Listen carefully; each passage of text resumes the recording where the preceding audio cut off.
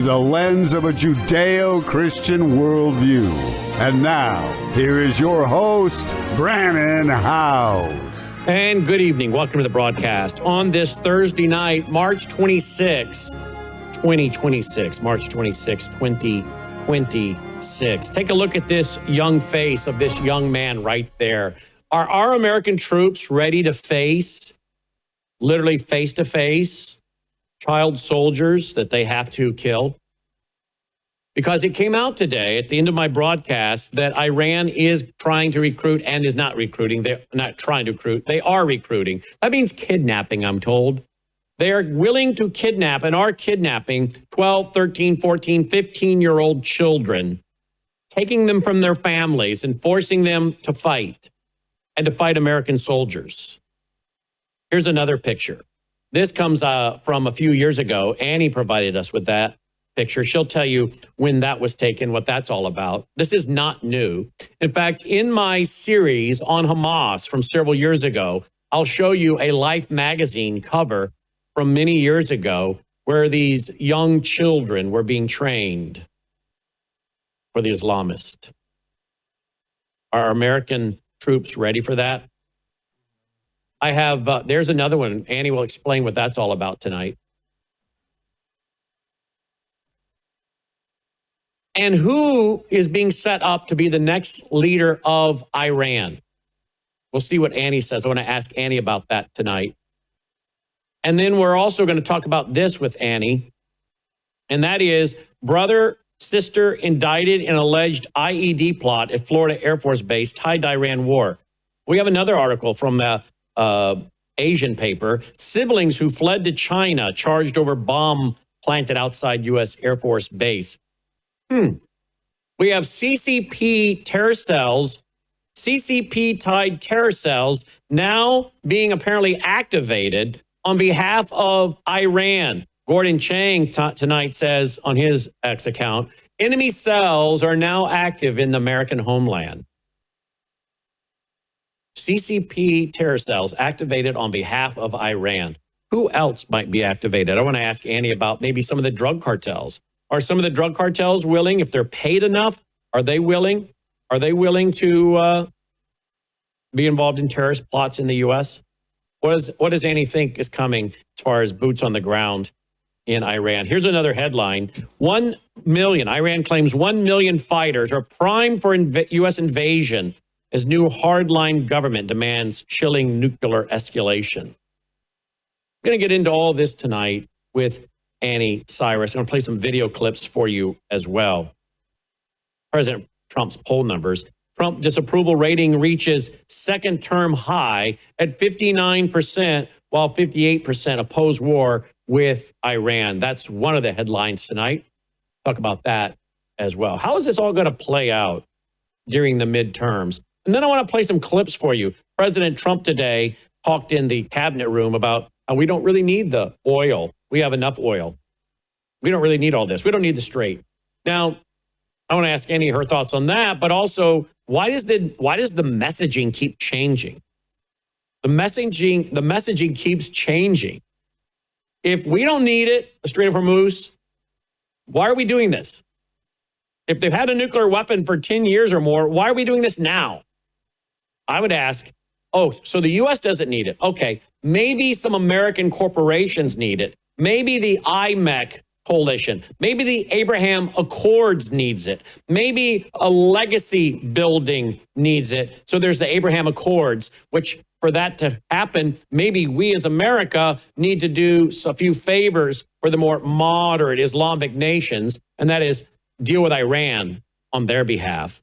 And then maybe in turn, they'll agree to the Abraham Accords, and that's legacy building.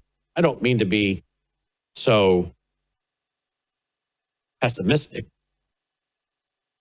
but that's not what I'm being. I'm being realistic.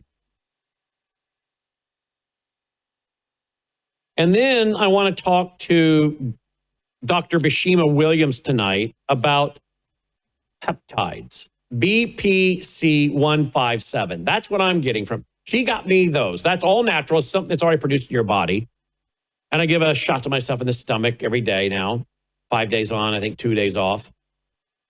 Peptides are becoming very popular. And I want to talk to you about peptides. There are some I think could be a problem, but I want to talk to you about peptides I don't give medical advice, by the way. I want to talk to Dr. Bashima Williams about peptides. I want to talk to her about other things related to inflammation, fighting cancer, preventing cancer, longevity, decreasing inflammation. I want to get into some of this tonight, as well as getting our blood tested, new ways to test your blood without taking so much, which I have not gone and done that because I haven't had time or find the place. Nobody wants to come to me. But now a new way to get your blood tested with just a few drops. We have a very interesting set of questions tonight I'd like to shoot at Dr. Bashima Williams that I think a lot of you are going to find very, very interesting. All right. Let us, my friends, go and remind you that I need you right now to tweet, text, email, Facebook, Getter, Truth Social. Tell everybody to tune in because I guarantee you we're going to be talking about things tonight you're not going to hear anywhere else. They're going to help you get an understanding of the times. Or you could just keep watching the mainstream corporate media and absolutely be deceived. Many of you know something's not adding up with this thing in Iran, with this war between America and Israel and Iran. Something isn't quite adding up because of the flip-flopping, the lack of a consistent message. Let's see if we can get to some of it tonight. I think we already know some of it's about IMEC, Abraham Accords, rebuilding the Gaza, stuff for corporations, iTech, tech bros, developers. But I think there's a lot more we can get to because I have a lot of questions. And I'm not going to spend the show telling you the questions I'm going to ask. It's just better to do the show and ask the questions. But I have a lot of questions to ask Annie tonight. And I don't know what she's going to say because we don't rehearse these broadcasts. But I think you're going to find it very, very informative. So tweet, text, email, Facebook, Getter, Truth Social. Get your family and friends here now. Okay, before we get started, remember, as always, we need your support. WorldviewTube.com/sponsors, WorldviewTube.com/sponsors, Bella Grace, Gatatana, Numi, Dollyfood.shop, Your Gold, Worldview Gold, WorldviewTalk.com, Squish for Life, all of this, wonderful things. Check it out. These are great products you need anyway, and you're supporting us with each purchase. WorldviewTube.com/sponsors. Don't forget about our foundation. Please, if you can afford to be a donor of $10 a month, $20 a month, would you do that? Please. Also, don't forget about our conference coming up. We have the graphic for our fall conference. There it is. 22nd Annual National Worldview Weekend. For the first time, we're making it free. We'll take an offering, try to offset the cost, and we will be raising the money throughout the year with our foundation, making it absolutely free, even though the building is going to cost over $10,000 to rent just for the 2 days. And then we got to pay for the speakers' honorariums, hotel, airfare, etc. And we're going to make it free. I hope you'll join us Friday night, October 23rd, Saturday, October 24th at the Waukesha Expo Center. But you have to have tickets, and you can get those at worldviewtube.com/events. worldviewtube.com/events. It's free, but you have to have a ticket. So please consider doing that right now. worldviewtube.com/events is how you can go ahead and acquire your tickets. All right, we got a lot to do. Let's get to it. Joining me now is Annie Cyrus. We called her in the last few minutes of our broadcast today because there was the breaking news that Iran, the IRGC, Islamic Revolutionary Guard Corps, is going to call up and has lowered the age limit to age 12 for soldiers. We have the talk of thousands of Marines headed into the region there near the Strait of Hormuz. What would it be like for our American soldiers to have to confront 12, 13, 14, 15-year-old soldiers? I'm going to play a video for you first before I bring on Annie. I found this out there on YouTube. It's by what is reported to be a Major Eric Sweat. I guess he is with a group called CGSC, West Africa Scholars. Listen to what he has to say. This is his personal story. Let me plug in the audio. That would help, wouldn't it? Here we go. Hello, I'm Major Eric Sweat, and today I'd like to talk about an important issue, killing kids, an interagency problem. Starts with a story back in 2003. I'm hard at work in a military camp in Iraq when suddenly the radio crackles to life. A young 19-year-old soldier from one of the guard towers says, there's a kid, maybe 10 years old, about 10 feet away, pointing a gun at me. What should I do? Now, to put this in perspective, the soldier was in an old Iraqi mud brick tower about 10 feet high. These mud bricks will not stop a bullet. Also, at this time in 2003, our unit did not yet have body armor. This is a real life and death situation for this soldier. A soldier with a young wife and a newborn child himself, who desperately wants to return to them alive. The radio explodes with voices, conflicting voices, giving the soldiers conflicting orders. One officer orders the soldier not to shoot the kids, stating it's clearly unethical and immoral to shoot a child. A military lawyer contradicts him, saying it's well within the soldier's rights of inherent self-defense to shoot the kid. Another officer made an emotional argument that the kid didn't know what he was doing, and since he had not yet pulled the trigger, would not likely do so. He was probably acting due to his parents or some prompting by some insurgents. Another voice stated this was a test by the insurgents to test us and see if the soldier would shoot the kid. And if he didn't, then tomorrow or next week they would send dozens of kids, and his fellow soldiers would have to shoot them.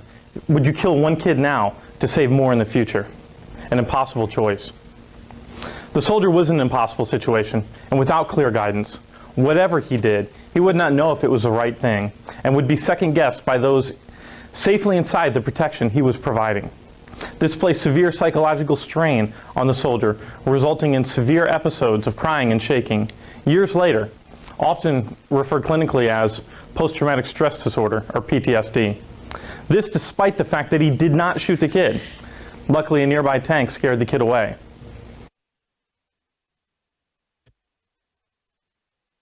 All right, let's stop right there.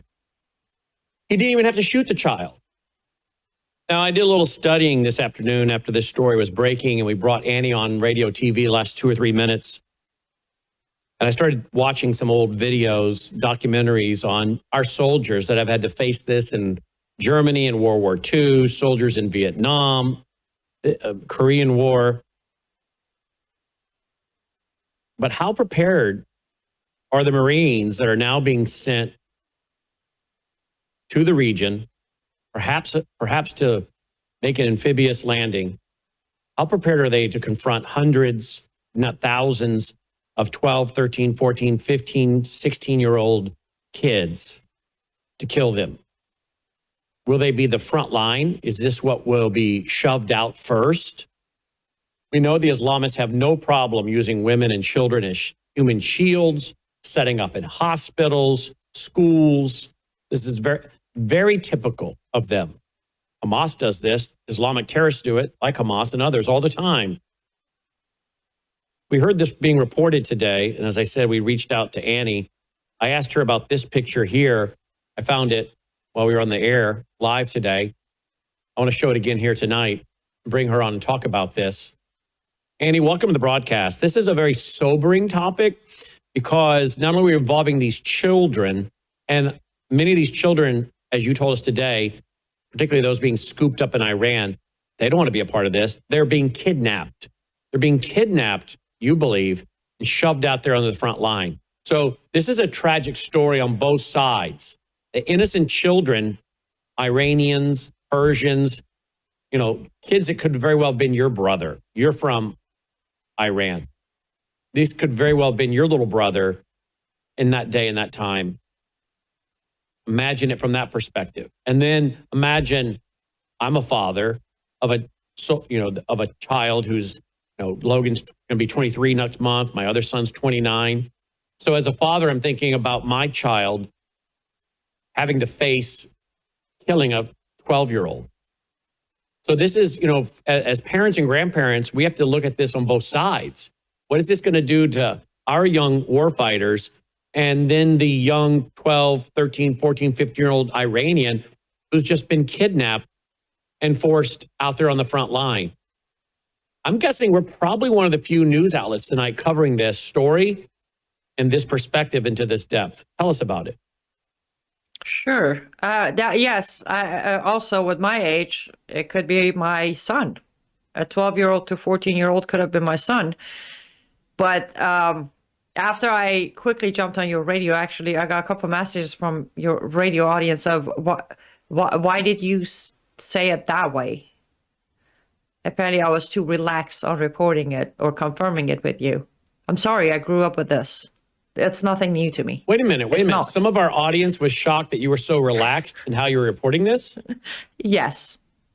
Well, first of all, does the audience not know, or do they not remember what it was you've gone through being sold as a child bride at what age? 13. 13, sold as a child bride to a man in his what, 40s? Late 30s. Late 30s. Okay. And beaten, basically sex trafficked, right? Yes. Okay. Imprisoned into Sharia because you weren't, you're skipping and singing and letting your hair come out from underneath your hijab and whatnot. So apparently the audience doesn't realize, or some don't remember, what it is your life story is about. You're not easily rattled, number one. So, that's just conditioning. And that's the way it is when you're also someone who is a war fighter. A lot of these guys that are war fighters, that are Navy SEALs, Green Beret, Special Forces, that have seen a lot of active duty, that just comes with their conditioning. That's human nature for many things. It's because it's a protective. I think it's a protective reaction, number one, but it's also just a normal condition of it becomes not as traumatic. It's like doing surgery. Imagine the first time you cut into somebody's body and do surgery, it's pretty high adrenaline stuff. But then a surgeon of 25, 30 years, it's not. It's his job. So it's conditioning. And we can have conditioning for good or we can have conditioning for bad. When you train on the firing range, you're conditioning. Muscle memory, mental, psychological, it's conditioning, right? So that you can respond. So there's good conditioning, there's bad conditioning, but then there's also conditioning of and a normalcy that comes with the fact you just went through it. It's just a reality. So it takes a little bit more to shock you. So it doesn't mean you're heartless. It's just the level of trauma or the level of shock you've been through allows you to handle news that other people maybe can't handle quite as easily, right? Exactly. In my case and many other Iranians' case, it wasn't the shock of the news, but rather, we finally got there. We were expecting this to come. We were waiting for it to happen. Again, as I said, they did this during the Iran-Iraq War, and now they're actually training these kids, testing them. Brannon, they're testing these kids. There are already pictures circulating that I have confirmed. I sent you one of them, I think, in a separate email, that they're testing them by using them at checkpoints. So they're watching to see if these kids are going to actually not necessarily shoot, but pull their guns, their rifles at their fellow Iranians who are older than them on the streets. That's the level of psycho we're dealing with. These kids are being pulled out of a school, out of their homes, with absolutely no authorization from parents, because where we're going, government owns the kids, not the parents. And they're immediately being put in uniform, put on the streets at checkpoints. They're going to watch them. And I don't like to say this. Though they're kids, remember, I was a kid too. But as a kid, I became an adult overnight. I'm not going to hold it against these kids if they do pull that trigger. They're even more likely to pull the trigger, not out of hatred or evil, but out of panic, out of fear. They might just pull that trigger. So when you were playing that video, whomever was in that radio saying, don't pull the trigger, most likely this kid's not going to pull the trigger, I go against that. They're kids.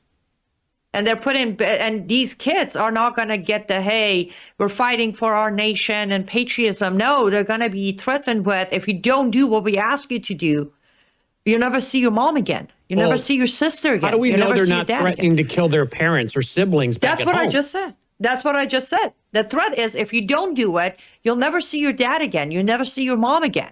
So it's not you as in you will never see them because we're going to kill you. We're going to kill your parent. Exactly. Something's going to happen to your little sister. You know, the 8-year-old sister you have at home? We're going to go get her. It's the level of sick when you deal with IRGC, and that's the thing. I was a little criticized over saying, yes, we're extremely happy Khamenei was killed, but the priority is IRGC, not the mullahs. This is why. IRGC is sick. These people, if you even call them that, I don't even want to call them animals. They are in a whole different universe when it comes to survival. You really think they're not going to put their own kids in front line? They will. They did to their kids during 8-year war. Majority of kids, there's a very popular name. Like, I promise you, if you Google it right now, you probably get some sort of information about this kid. A 15-year-old Hossein Fahmideh. He was a son of one of the IRGC commanders during 8 years war. This kid wrapped himself with grenades and slit under an Iraqi tank, blowing it up. He was a son of one of the commanders. So I want to be very clear. If you think they're just kidnapping average Iranians' kids, no, they're pushing their own kids out there too, because they want to survive. Even that means killing their own kids and the rest of the country's next generation. These kids are the next generation of Iran. But they don't care. They don't. They'll do whatever it takes. And yes, in return, no matter how much you condition, yes, I will confirm that report for you. First of all, I reported that at 8 in the morning Eastern time. You brought me on radio almost close to 3 p.m. Eastern time. So I had a couple of hours to analyze it in my head. There's a difference of me confirming it. But if you put me in front of one of these kids, I don't think I even have what it takes mentally preparation to deal with the scenario, regardless of who pulls the trigger first. So yes, our soldiers, I pray again that doesn't come to that. But if it does, I'm sorry, there's no way of preparing them. It doesn't matter how much they've been conditioned through war. That's a whole different scenario, especially coming from an American. Again, in America, regardless of Epstein files, by culture and value, we cherish our children. It's a very tough position to be put in. Yeah, it sure is. But it's not something that we should be shocked by if we're following the news. I have a website I want to show you real quick. Now, I guess this is 19. I want to look at hold on, guys, before you show it. Logan, help me find out if this is what year you think this is. They say it's 1970. 84? Life magazine. Let's see if I can click to zoom. I have this in one of my presentations. I want to go in larger on the picture to try to figure out what year this is. Okay, it is 1970. All right, here it is. I have this in my presentation on Hamas. Okay, look at this. Life magazine, Palestinian Arabs, new pride and unity, changing careers at middle age. Okay, they call these the Tiger Cubs. They train at a camp in Jordan. Man, those kids aren't even 12.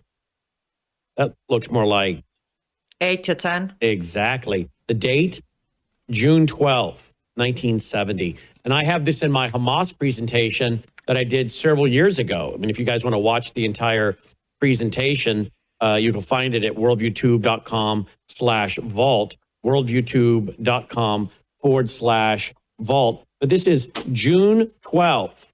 Let me show it in my presentation here. This is actually from my PowerPoint. I couldn't make out what year it was because of the cover at the bottom, but I went and looked it up to verify. That is June 12th, 1970. So this is not something that we, the American people, haven't known about. It's probably just something a lot of people haven't thought about.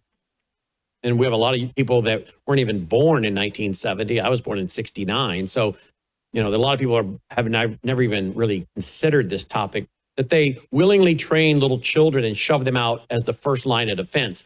And I want to ask you about that. Is that what we're likely to see? Are we likely to see these children go out there as the first line? So if our troops do hit the ground over there, the first line they're going to see is perhaps hundreds of 12, 13, 14-year-old boys? That is one possible scenario. There is a more dramatic possibility, Brennan.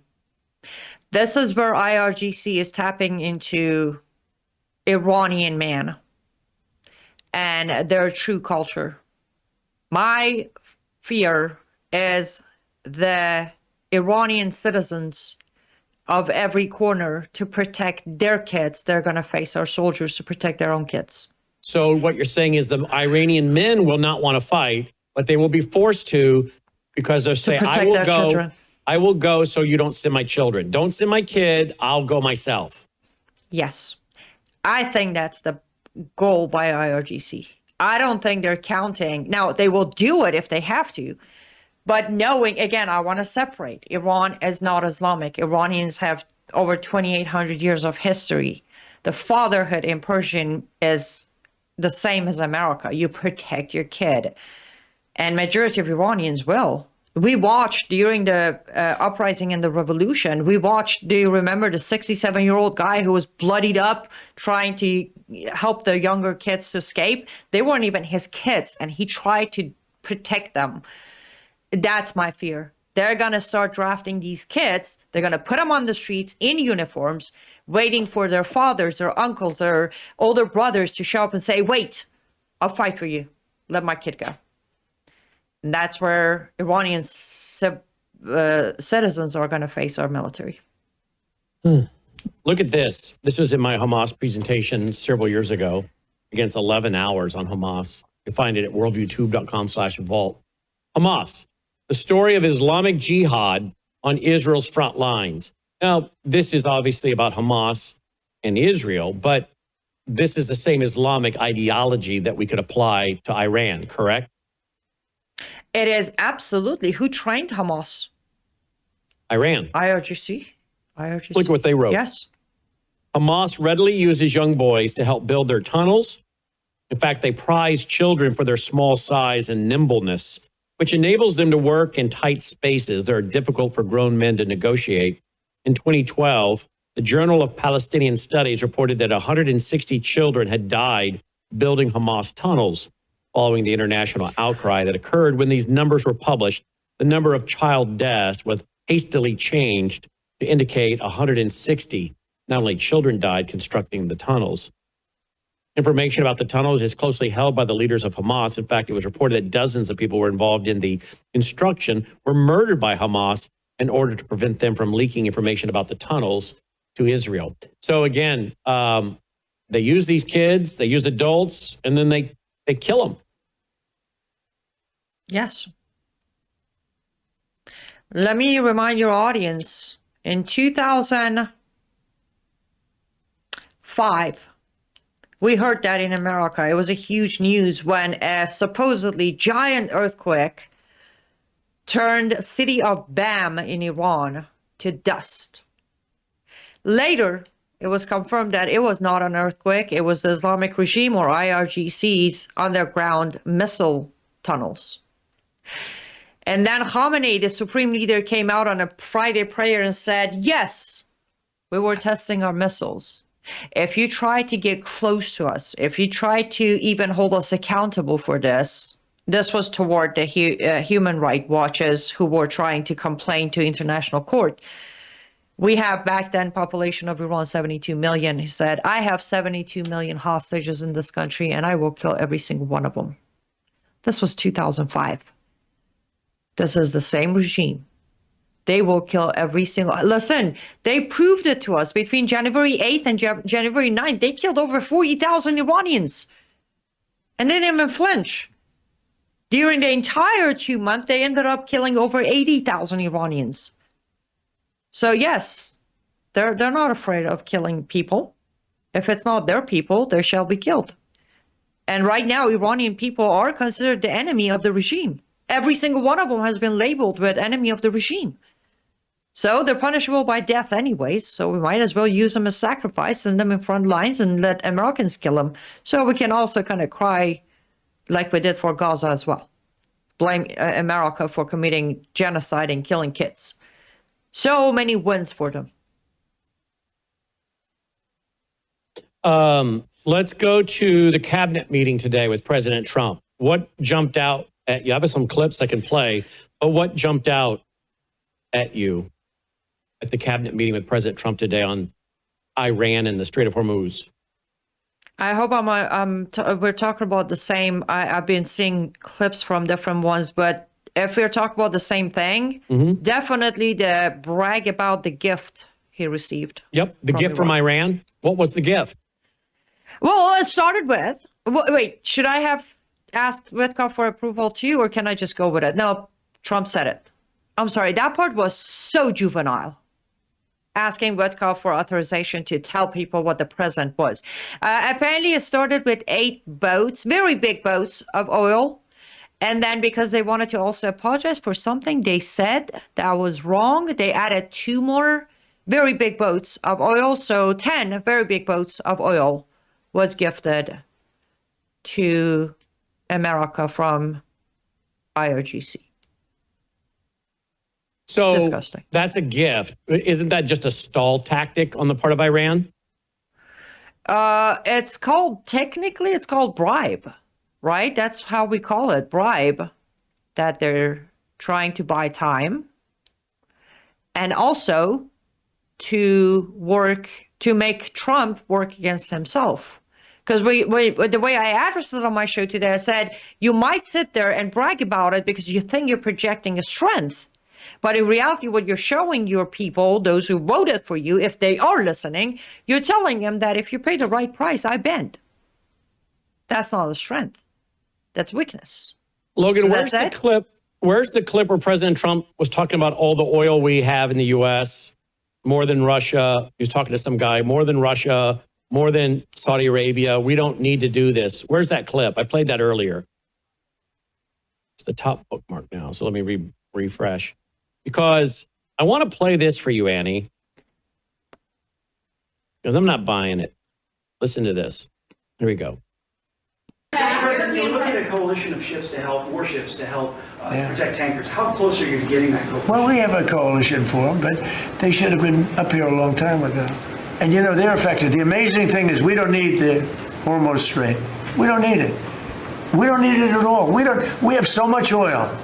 Our country is not affected by this. We have twice the amount of oil as Saudi Arabia or Russia, and soon it'll be 3 times the amount. Chris, do you want to speak to that for a second? Yeah, that's correct. Our total oil production is greater than Saudi Arabia's plus Russia, and more than we consume in the United States. So we're the largest. Pretty good. Pretty you know what they call it? Drill, baby, drill. Yes. Mr. President, Anything else you want to say? Well, it's same thing for natural gas. We went, before your first term, we were the largest exporter of natural gas in the world. Today, we're just by far the largest. We were the largest importer. Now we're by far the largest exporter, and it's growing rapidly this year. New facilities are coming online. New production is ramping up. We're doing it. Okay, so if we have more oil than Russia and Saudi Arabia, and we don't need the Strait of Hormuz, then why are we doing this? Now, I'm not buying it. Or may I finish the sentence? We don't need the Strait of Hormuz. Yeah, we have a lot of natural gas. We have more oil than Saudi Arabia and Russia. That's what was said. Let me finish the sentence. We don't need the Strait of Hormuz. We, the U.S., we don't need it. But these corporations need it. The IMEC, India, Middle East, Europe Economic Corridor needs it.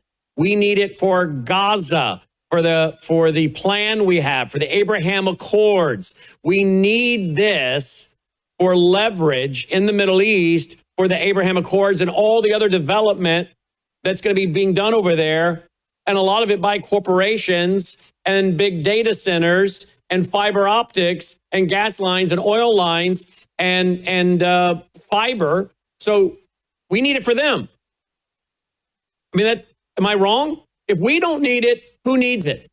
The American and international corporations that have these big development plans that we've been talking about now for the last several days here. That's how I mean, if we don't need it, then who needs it? What does it need? What are we doing? Well, let's just start with his statement. That is incorrect. Saudi Arabia has somewhere between 260 to 270 billion barrels of oil. U.S. has best day 70 billion. So that's not even a true statement that we have the same amount of oil as Saudi Arabia and Russia. He didn't say the same. He said we have twice as much Saudi Arabia by itself has 4 to 5 times more than us. So right there, that's not true. We may not necessarily need the Strait of Hormuz when it comes to our oil. Now, if President Trump is tapping into what we just gained in Venezuela for oil, that might make his statement somewhat, not exactly accurate, not twice as much, but we might be able to keep up with Saudi Arabia, but that's not our oil. That is Venezuela that we have somehow tapped into. And for the second part of it, I agree with you 100%. Everything that is happening from day one of this war until today, Israel has done the things that we needed as Americans in America, but America hasn't done anything that we needed it here in America. Every action taken by U.S. military has been to create the leverage you just hinted at, to create the leverage to where we can, not we the American people, not we America, but we, the Trump and his Board of Peace, to be successful. Which goes back to the book, War is a Racket. Let me bring that up and remind our audience. War is a Racket by Smedley Butler. He was a general. And he was a, how many stars did he have? If we read his bio, does it tell us? Look up his bio for me real quick. I'll just show the book. Look up his bio for me, Logan. Tell me how many stars he had. There it is. War is a Racket. And he said pretty much all the wars are fought for corporations. It's really interesting where we find ourselves right now, Annie, because when he came into office, we were told no new wars. We're not going to go to war. We're not going to do these things. But somewhere along the way, he got captured. Somewhere along the way between his first term and his second term, he decided on a different interstate. He jumped on a different road. How many stars did Smedley have? He was the highest ranked major general. How many stars was that? Does it say? I should know that, major general, how many that is.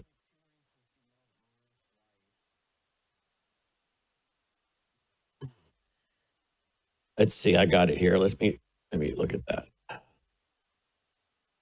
All right. Mm.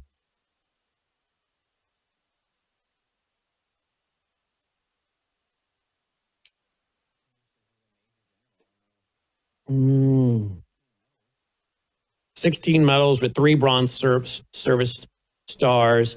I'm trying to find how many,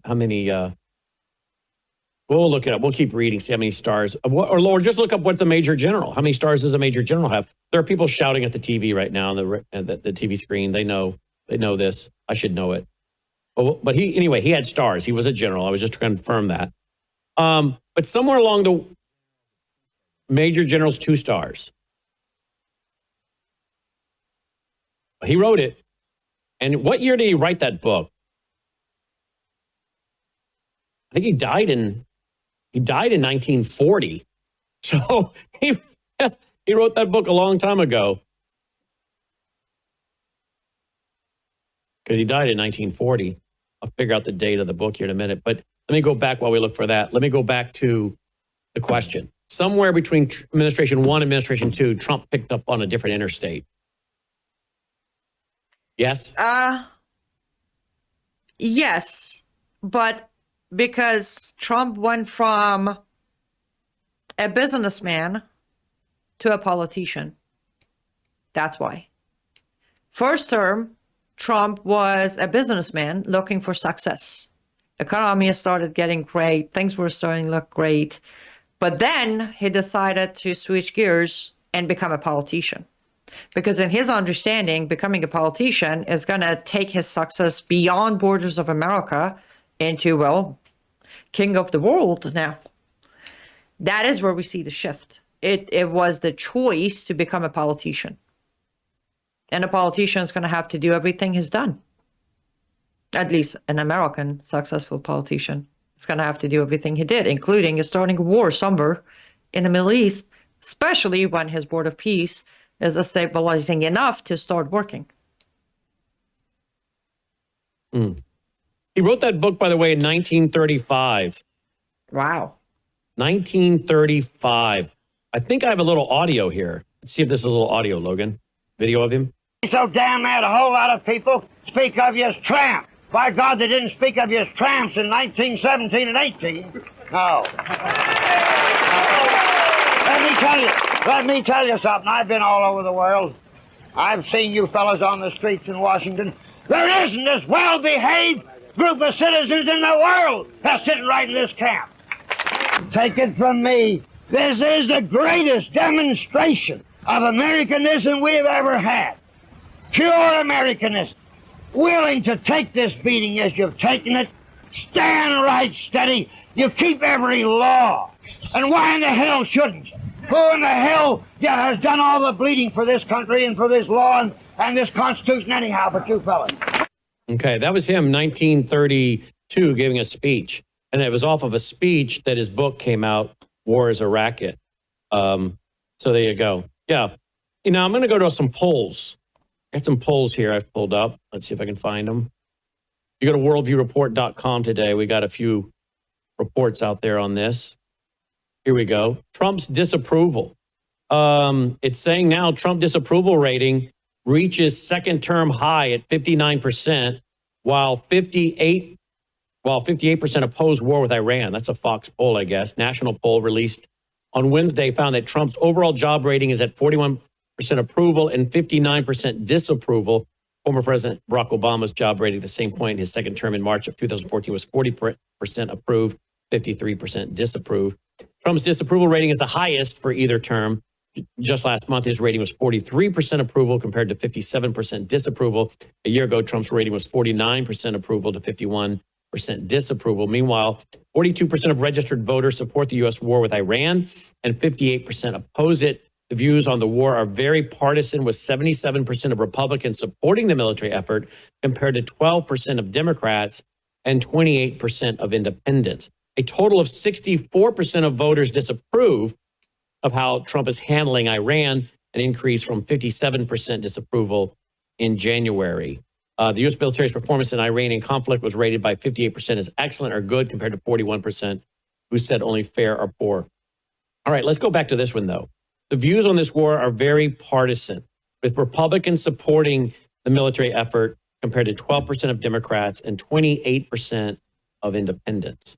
Why do you think so many Republicans are supporting what's going on with Iran?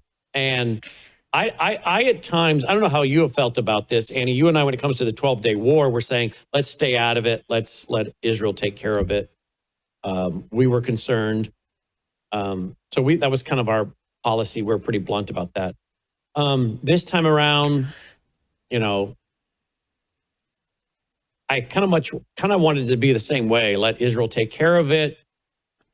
But then the more, of course, I have found out about IMAC and what's really going on here. And I'm thinking, why did we do this? As I said, I think last week or the week before, if we knew they had a nuclear weapon for 10 years, why the urgency now? If there's intel that says there was something imminent, you know, you ought to read the American people in on it instead of telling us things. And now all of a sudden the narrative changed from they're a great threat, an imminent threat. Now it's, we don't need the Strait of Hormuz. You know, it's like, this is a critical area. I know it just seems there's not a consistent message coming out of the White House. A, would you agree with that? And B, if there's not a consistent message, how are 77% of Republicans supporting this military effort? Because I don't think most people know what the objective is here, do they? It's interesting because I addressed this saying it's one thing not to hear consistency, but it's a whole different thing when you hear contradiction. We've been getting a lot of contradictory messages from the White House, the Pentagon, you know, all of it, which goes back to originally, by the way, just in case if your lovely audience have forgotten, I have been on the same boat. We should stay out of it. We should just be a backup for Israel. Israel has a proper plan. They have an objective they can achieve. So I'm still the same place. However, I don't want to undermine our soldiers. So I pray for them every day for their safety and for success. However, I am still saying we shouldn't have gone in. We should have stayed out and we should have just supported Israel if needed. why are 77% of Republicans supporting this? As you know, I don't believe in polls. So I don't even know if I trust this number. And if I do trust this number, my only best guess would be number one, considering how many, 144 sitting Republican Congress member endorsing MEK, those endorsing MEK would want this military attack, because the only way MEK becomes a power in Iran is if the mullahs are out of Iran, which means we all knew that's going to only happen through military action. That's one reason. The second reason could be that Republicans are very aware that they stand almost no chance at this point for midterm. So are they trying to keep face when it comes to midterm by justifying this with their own language toward their own voters? I can't think of any other reasons for this number. So how do you see this ending before I switch to another topic, which is terror cells, CCP terror cells being activated in the U.S. on behalf of Iran? Yeah, you heard that right, folks. CCP terror cells activated on behalf of Iran. All right, we'll get to that in a minute, little tease. Being tonight is March 26, 2026. How do you see this going? Every day we wake up, it's 48 hours. Then we're going to pull back and give them 5 days. Now we're going to go in and we're going to give them a shock and awe like they've never seen. Troops are on the way. I mean, every day I wake up to see what is the latest interpretation. What do you think will happen? Or are we still in the same spot? They're going to kill all the way down to the totem pole, like we discussed with Adia last night, until they find a guy wearing a suit to rebrand, like the Speaker of the House, the Parliament, and he agrees to cut some kind of deal, give up control of the Strait of Hormuz to survive and fight another day and go on for a while. They already found the guy. They're already talking to the guy. And is that the Parliament Speaker? No. Who is it? No. Mousavi is their guy. Who is he? Mousavi is the name and the face behind Green Movement of 2009. That's him. Do you have a picture of him, or how do you spell his name so we can look him up? Mousavi, you can go with M-U-S-A-V-I. Mousavi. S-A-V-I, yes. Tell us about him. Well, Mousavi was the candidate running against Ahmadinejad Is that in him? 2009. Yes, that is him. Tell us about him. He was running against Ahmadinejad in 2009 election in Iran, and his platform literally, he kind of expanded the original moderate reformer government, and that's what he was running on. He had the majority vote of the Iranians, especially the younger Iranians, were all voting for him because he made promises such as, I'm going to allow girls to, bike on the streets, and I will allow bike driver or motorcycle license for girls, and I'm going to allow this, and I'm going to allow that, and I'm going to remove mandatory burqa from universities, those kind of hints. So he had the majority of votes, but the results came out and Ahmadinejad won. So Iranians took on the streets wearing some sort of green symbolic for the fact that Mousavi is a Sayyid, which is considered blood of Muhammad. Their color is always green, clearly because of Islam. So they were wearing green. They had the streets within hours with the slogan of "Where is my vote?" claiming election fraud inside Iran.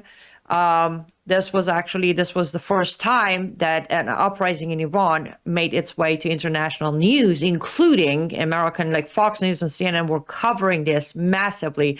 If you look up Green Movement 2009, there is like millions of pictures and videos of those days. So anyways, uprising got to a point where Iranians started asking Obama to come help, which clearly Obama wasn't to go help. And from there, Mousavi became the exiled member of Islamic Republic of Iran's regime. He was convicted of basically sparking this uprising, and then he was sentenced to house arrest for the rest of his life. That's him. Is he a moderate? They don't exist. Is he very well educated? Absolutely. He holds, I think, 2 PhDs, one of them in political science. Is he the guy who's going to absolutely 100% say yes to whatever U.S. throws at him?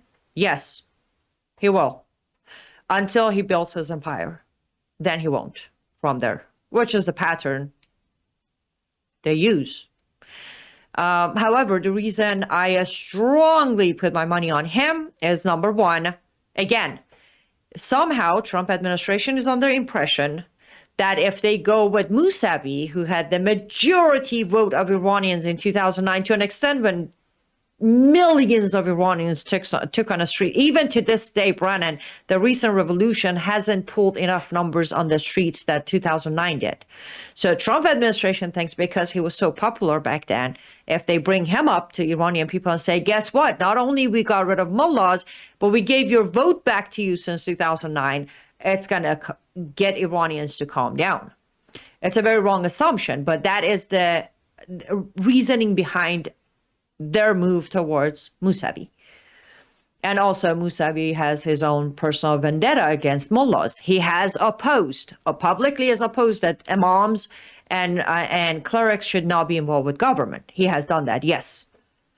So that's what I can tell you about Mousavi and why I put my money on Mousavi. Ghalibaf is the fall guy. They're setting up Ghalibaf, the Speaker of the Parliament, to be the fall guy. There's no way. What do you mean the fall guy? The fall guy. So right now, if you go to the Farsi side of Islamic Republic's officials' social media, they're all pointing finger at each other, and IRGC is starting a hit list to make a list of who could be so they can kill it before Trump can make them a leader. And Ghalibaf is going to be that fall guy.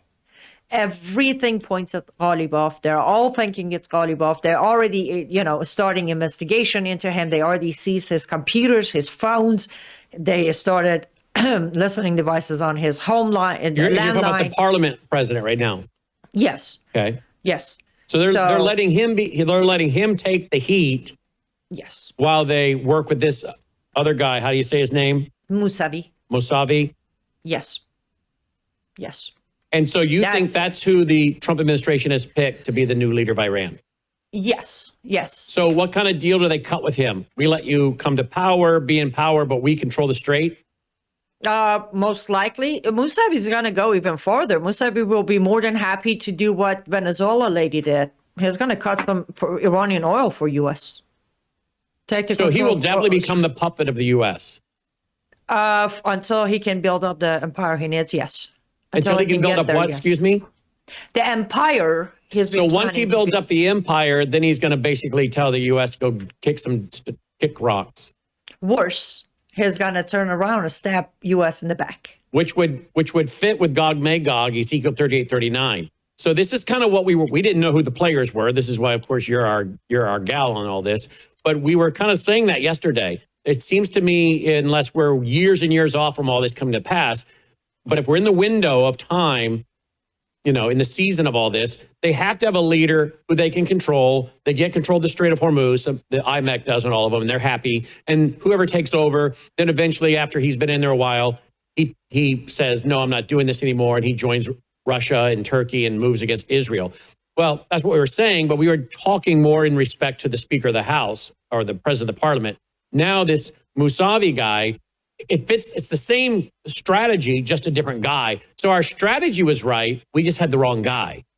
Yes. And now, where did you pick up on Mousavi today? Where did this when did you find out about this? Obviously in the last few hours, right?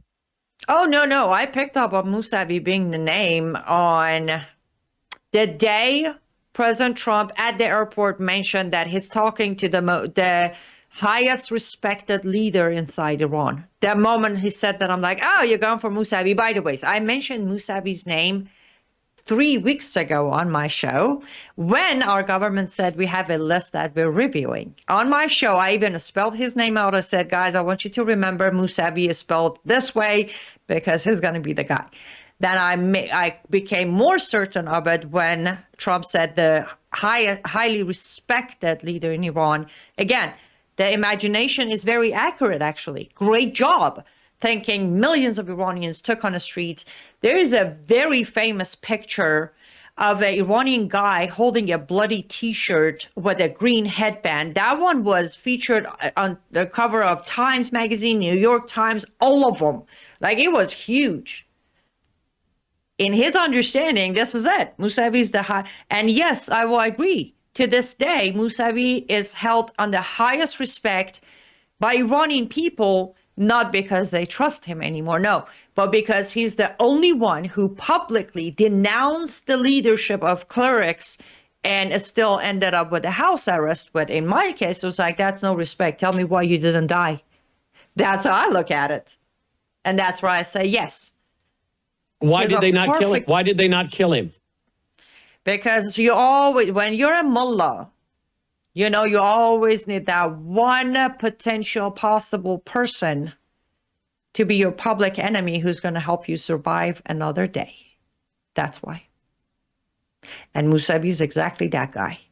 To public eye, to international policy, most leaders, most advisors will name him as the perfect candidate. Again, the guy who called out clerics. Which he's better than MEK, though, right? Khamenei's son is better than MEK. But that's a yes. That's a yes. A yes. Yes. However, again, this will collapse because Iranians inside Iran no longer even put up with Mousavi. They might give Mousavi about a month to remove the Sharia constitution, which he can't. Then you see the uprising inside Iran get back right to it. It's going to be a great option for the situation on hand right now that Trump is dealing with. But it's not going to be a great situation for Iranian people. So it's going to buy some time, and it's going to allow this corporation and all these people over there to control the strait. But eventually, if he gets the job, give him a few years, as you say, to build up his empire, and then he will turn against America and Israel. Yes, and he will not officially acknowledge. He's going to do exactly what Saudi Arabia has been doing, keep promising to what is the word I'm drawing a blank, to not acknowledge, but basically accept this state, Israel as a state. But he's going to do the same thing as Crown of Saudi Arabia, keep promising but not doing it.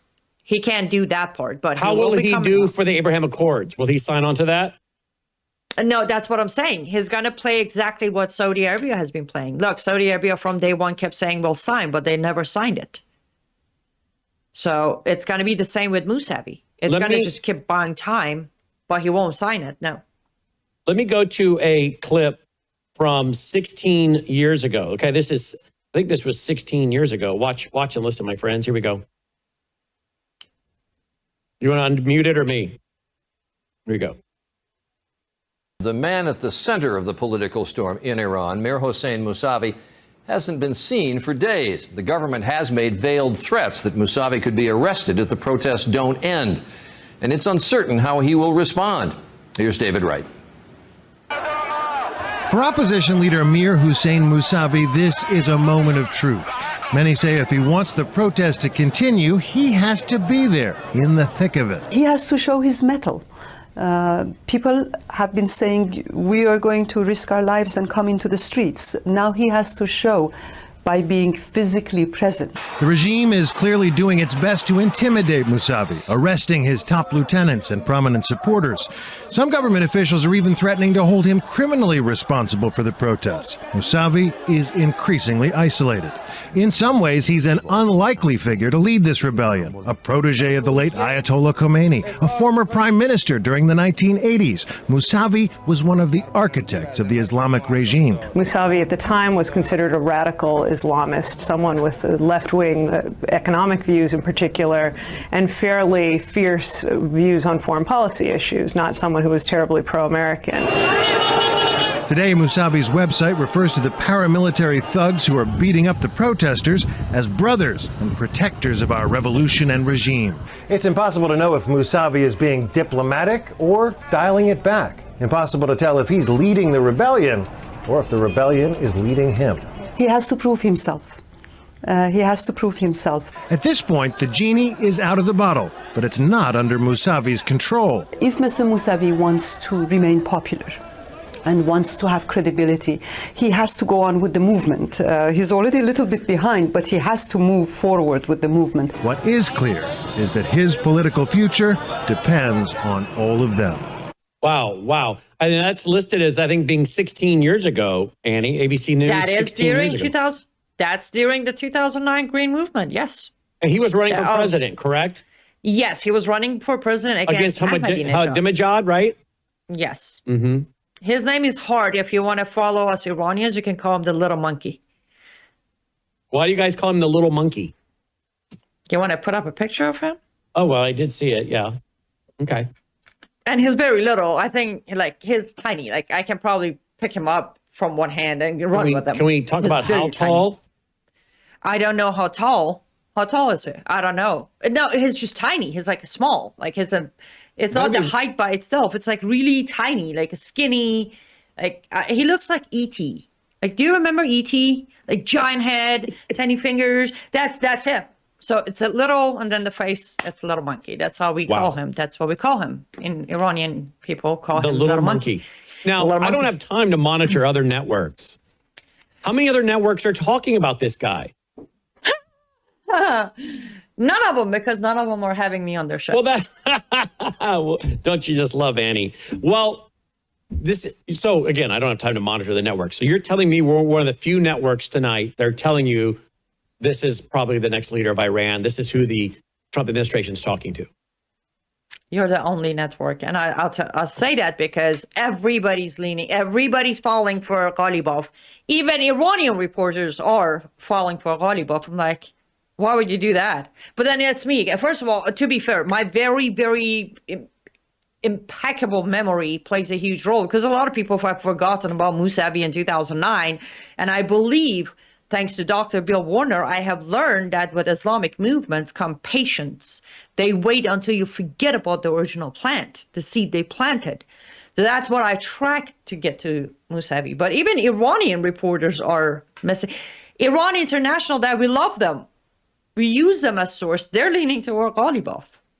So yes, you are the only network even hinting at Mousavi tonight. Look at this. I just researched it. August 4th, 2025. A new survey shows major support in Iran for demand made by the leader of the failed 2009 Green Revolution, the former Prime Minister Mousavi, to hold a national referendum on convening a constituent assembly.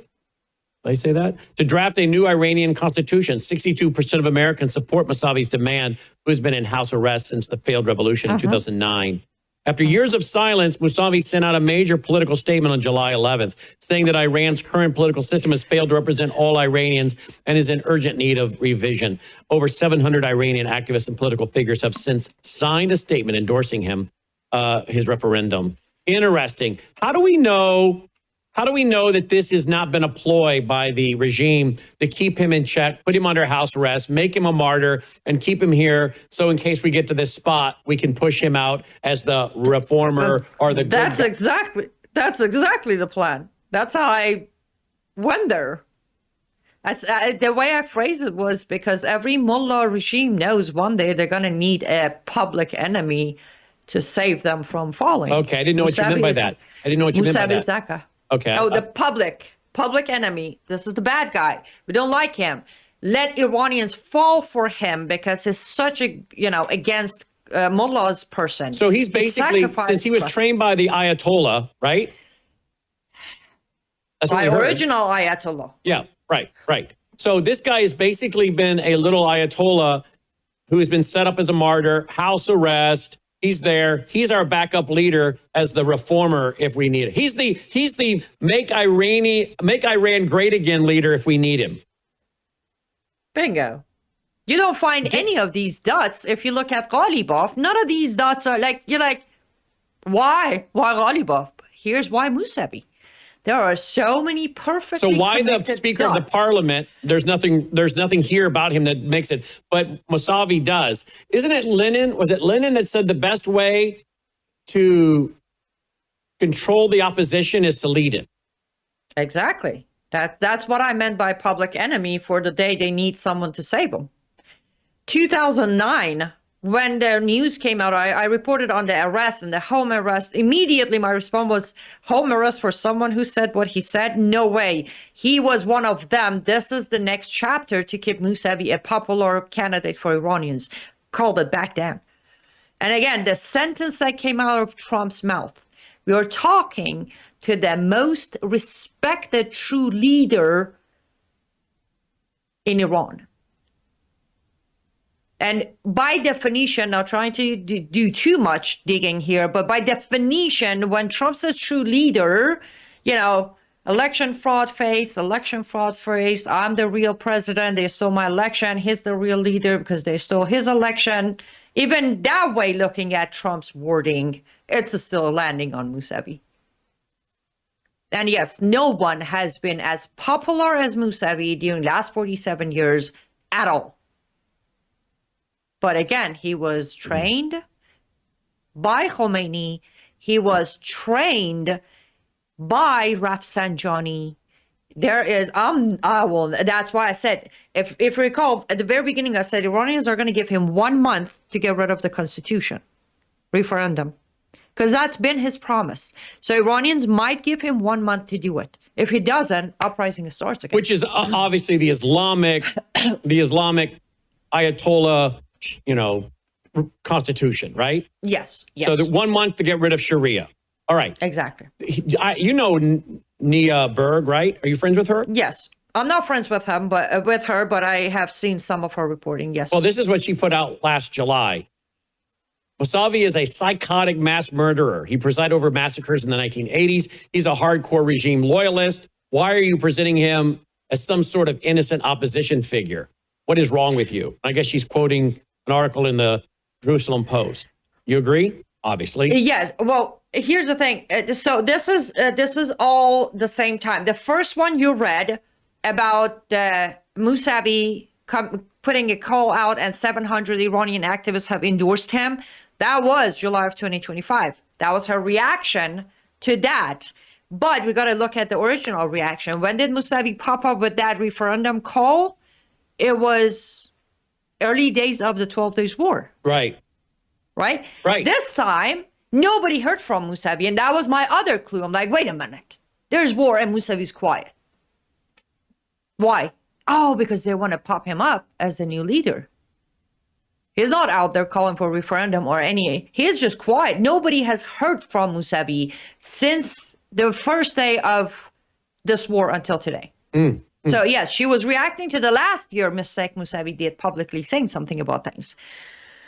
Well, from a Bible prophecy standpoint, this is very interesting because we were wondering, if they put the crown prince in and Iran goes to a complete revolution and freedom and liberty, where does this put us on the timetable for something like Gog Magog? The only thing we could come up with is if we're in the window, they put in a puppet, he behaves himself for a while, then he turns on Israel and America and joins with Russia and Turkey. And that seems to be what we're on track for.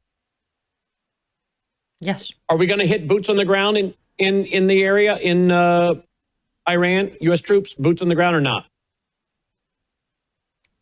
That's a tough one to say yes or not, but I will say at least not for 2 weeks.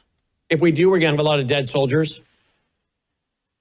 We're going to have a mess. We're going to have a lot of innocent Iranians and innocent soldiers. We're going to have what I call, the best of my English ability, I will call a war deception by the Islamist movement, which I have explained in detail in my book. What's going to happen is they're going to push Iranian people to fight on behalf of their kids against the military of U.S., the soldiers, but they're going to do all the killing of American soldiers to aggravate the disconnect between our soldiers versus Iranian people. They're going to create that mess. It's going to get out of control. Are we going to see a lot of flag-draped coffins coming home? I pray not, but there's a good chance, because I want to remind our audience, this is not my Iranian side talking. This is historically proven fact. Iranian people, empty-handed, fought Saddam Hussein's army backed by US, UK, and France for 8 years straight. They're fighters. And if they see the need to protect their own kids, the 12-year-old, 13-year-old, 14-year-old sons and daughters, then they will kill anyone they need to kill to protect their kids. Because again, if you're joining us, what she's saying is, if the option is we're going to grab your 12, 13, 14, 15-year-old child, put them on the front line, or you go, they'll go to keep their kids at home. That's what they'll be fighting for. Let's switch to this in closing. I held up your book, by the way. One more story, though.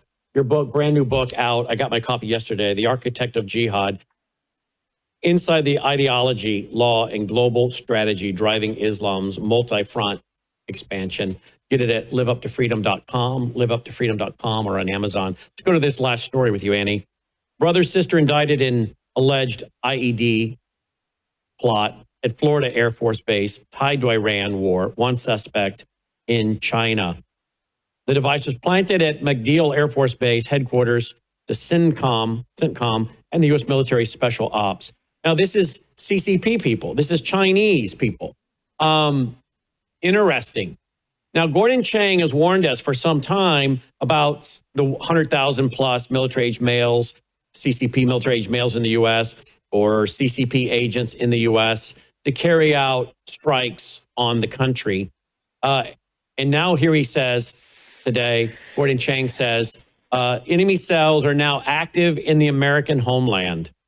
Enemy cells. Isn't this interesting? CCP terror cells activated on behalf of Iran. Was that on your bingo card? Yes. The reason it was in my bingo card, remember about less than a month ago, we reported the conviction that Masih Alinejad finally got justice in New York City, the court that convicted 3 Russian assassins hired by IRGC to kill her. Mm-hmm. And that's when I said we need to be careful because Iran's not going to tap into China and Russia to help them with war in the Middle East.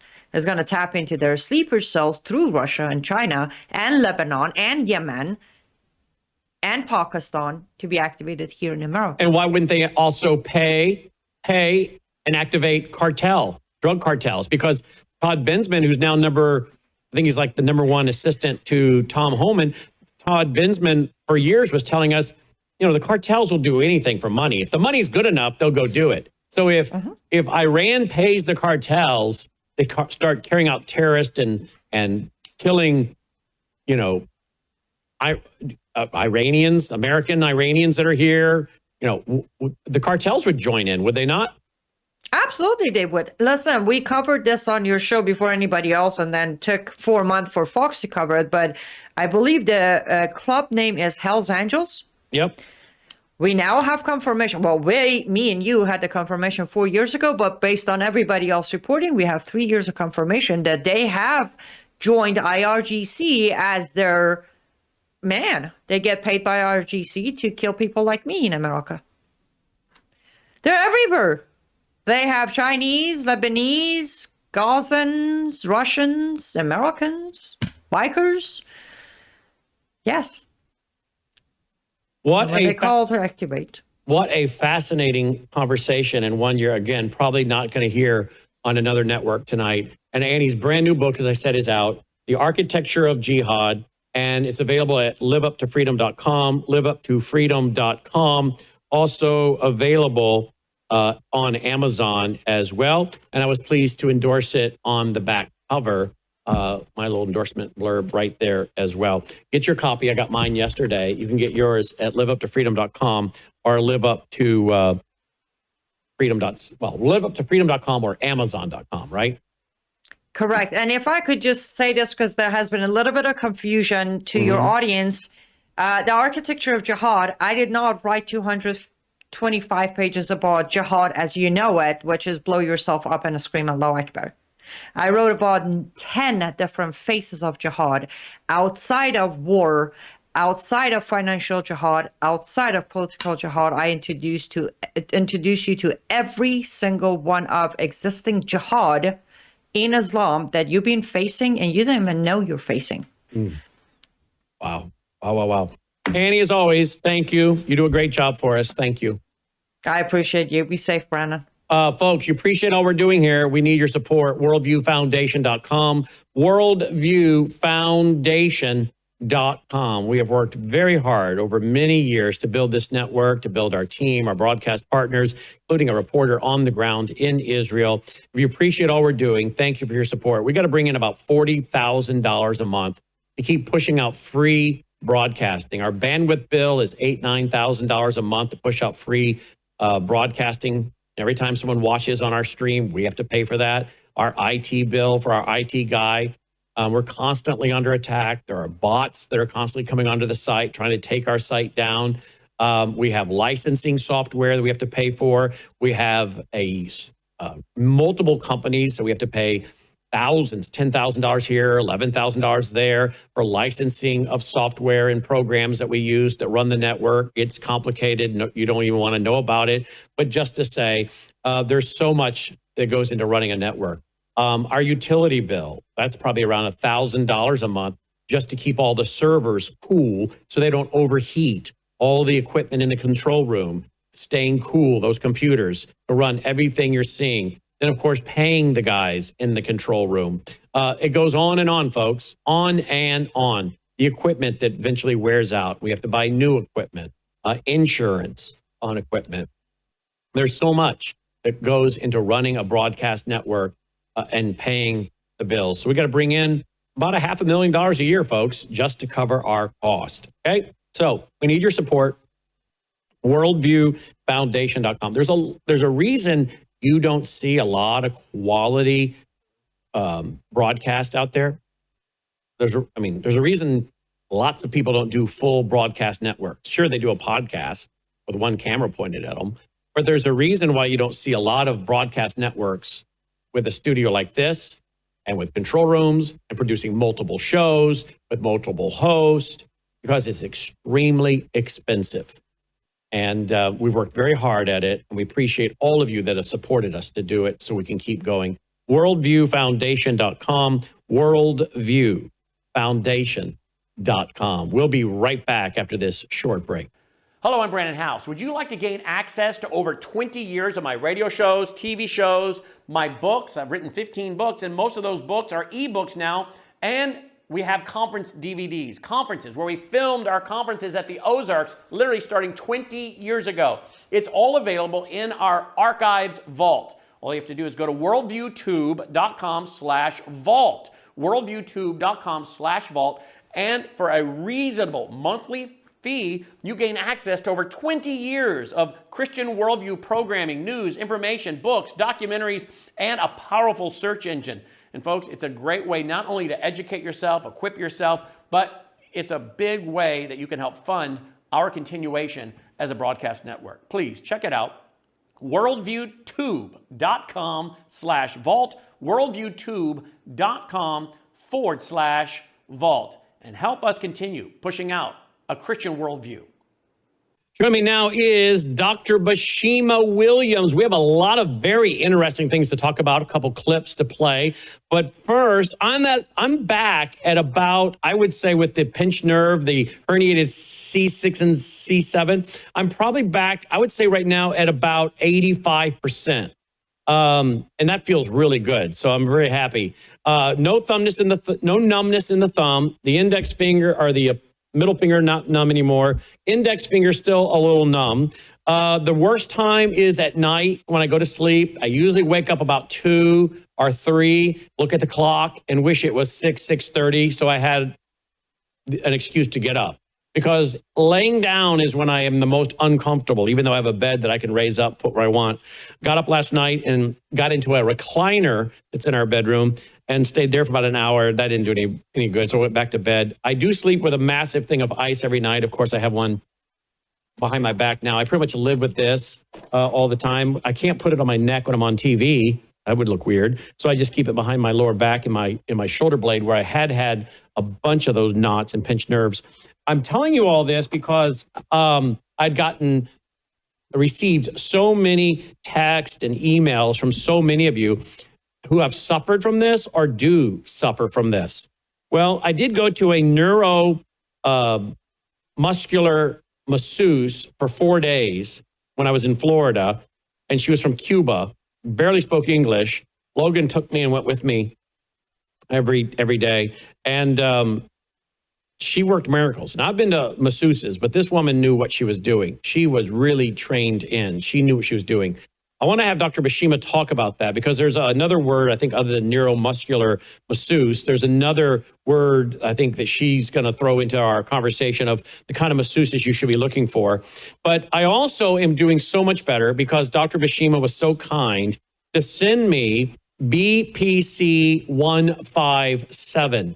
That is a peptide. Now, not all these peptides are good for you, but this one here is all natural, the doctor assures me. And I do give myself a shot in the stomach every day. This is going to go on for several weeks. I thought, wow, that doesn't sound pleasant. But and actually, after the first shot, it wasn't that bad. Now I do it, I don't even feel it. So it's just like I just do it and done. So I am much better, I think, to multiple things. I'm not lifting heavy things. I'm not doing anything to re-injure myself. I'm not choosing to sit and look down at a computer like this for hours and hours on end. I'm actually laying down, packed with ice on my back, looking up at my laptop that's propped up on a pillow on a couch. So I'm looking up, but I'm also icing a lot, tons of ice. I'm still doing this. I may never stop doing some form of icing throughout the week because of the fact that it's so good for the anti-inflammatory condition I've got. And then, of course, we do the red sauna. But this BPC 157, I want to talk to Dr. Bashima about that and more. Dr. Bashima, welcome back. Thanks for being with us, off for a few weeks. And thank you for sending over the BPC 157. Let's talk about that peptide. Not all peptides are good for you. I guess some people are taking peptides to get tan. Have you heard about that one? That's right. That's a melanocyte-based peptide. That's not good, right? Well, there's, as long as it is something that your body recognizes. So first of all, just to understand what peptides are, there are three things to understand with proteins. Number one, the building blocks are called amino acids. So if you have like an amino acid, like cysteine or something like that, and then when it combines or when it forms a chain with another amino acid, like this would be a different amino acid, now we have a chain of amino acids. We call that simple chain a peptide. So that is, and when you take that peptide and you fold it, you form a protein. Okay, so peptides are something that is what your body communicates with. So like when a peptide enters a cell, it produces a reaction. It tells it can actually affect DNA transcription of a certain action. And so BPC is, and your body makes these peptides naturally, okay? BPC is a peptide that is found in human gastric juice, okay? And the BPC 157 is a section of that peptide. The BPC stands for body protection compound, and it is probably one of the most used peptides. And I'll tell you why we use it a lot. In fact, this is what Joe Rogan talked about when he talked about his elbow tendonitis not healing for, I can't remember if he said months or years. And so he started using this BPC, the same one that you have, and he started to heal within 2 weeks, which was quite impressive. It definitely supports anti-inflammatory pathways. It supports the body's ability to send healing components to the area that's affected. Wow. Well, you mentioned Joe Rogan. I didn't know you were going to mention him. We're on the same wavelength, apparently, because I just pulled up a clip while you were talking by Joe Rogan. So I was going to play it, and then you mentioned Joe Rogan. I'm like, wait a minute, she just mentioned him, and I just pulled up a clip of him. So here he is talking to RFK Jr. about peptides. Watch and listen, please. Yeah. Which brings me to peptides. Like, where are we at right now on peptides and getting them regulated and making sure it's not this weird gray area? Because we know they're effective, but we also know that there's a lot of pushback on peptides. Yeah, I mean, I'm a big fan of peptides. I've used them myself and used them with really good effect. Just so people understand, there was a law written that to allow compounding pharmacies to make compounds that were part of approved drugs. So, part of approved ingredients of approved drugs, to make them individually for patients who did not have access to the particular formulation that they needed to fit them. Maybe if they had an allergy to the commercial brand or whatever. There were 19 peptides that were widely formulated by compounding pharmacies during the Biden administration, they illegally moved those to Category 2, which says do not formulate. It was illegal because they're not supposed to do that unless there's a safety signal. And they didn't have a safety signal. They're not allowed to look at efficacy. They're not allowed to say, we don't believe these are efficacious or whatever. They can only look at safety. They moved those to Category 2, which means do not formulate. Well, what happened? There was huge demand for peptides, and so a black market came out. And the black market is run by companies that say that they're making the peptides for animal use or for research purposes. The pharmacies, the compounding pharmacies, are getting those peptides from FDA-inspected facilities, and some of them in India and China, but they were the same one that the pharmaceutical industries are buying them, and we inspect those. I'm very anxious to move about 14 of them back to making them more accessible. And my hope is that they're going to get moved to a place where people have access from ethical suppliers. Which brings me to does that resonate with you, Doctor? 100%. In fact, that talk actually came out during a recent trip I had to Fort Lauderdale, Florida, where I was involved in a huge peptide conference. And we were so happy about that because we are trying to. So one thing that I do personally is I have researched 3 pharmacies that I actually get the peptides from. So I don't just get them from anywhere. You certainly don't want to buy them online, but unfortunately, that's what he's talking about, buying peptides online. So I just told you that peptides are a chain of amino acid, right? And we know that this particular chain, for example, BPC 157, does action X, Y, and Z, which is what we want. But if you took that peptide and fragmented it and broke it apart, and it wasn't a good quality peptide, now we have no idea what that peptide that you're injecting into your body is doing.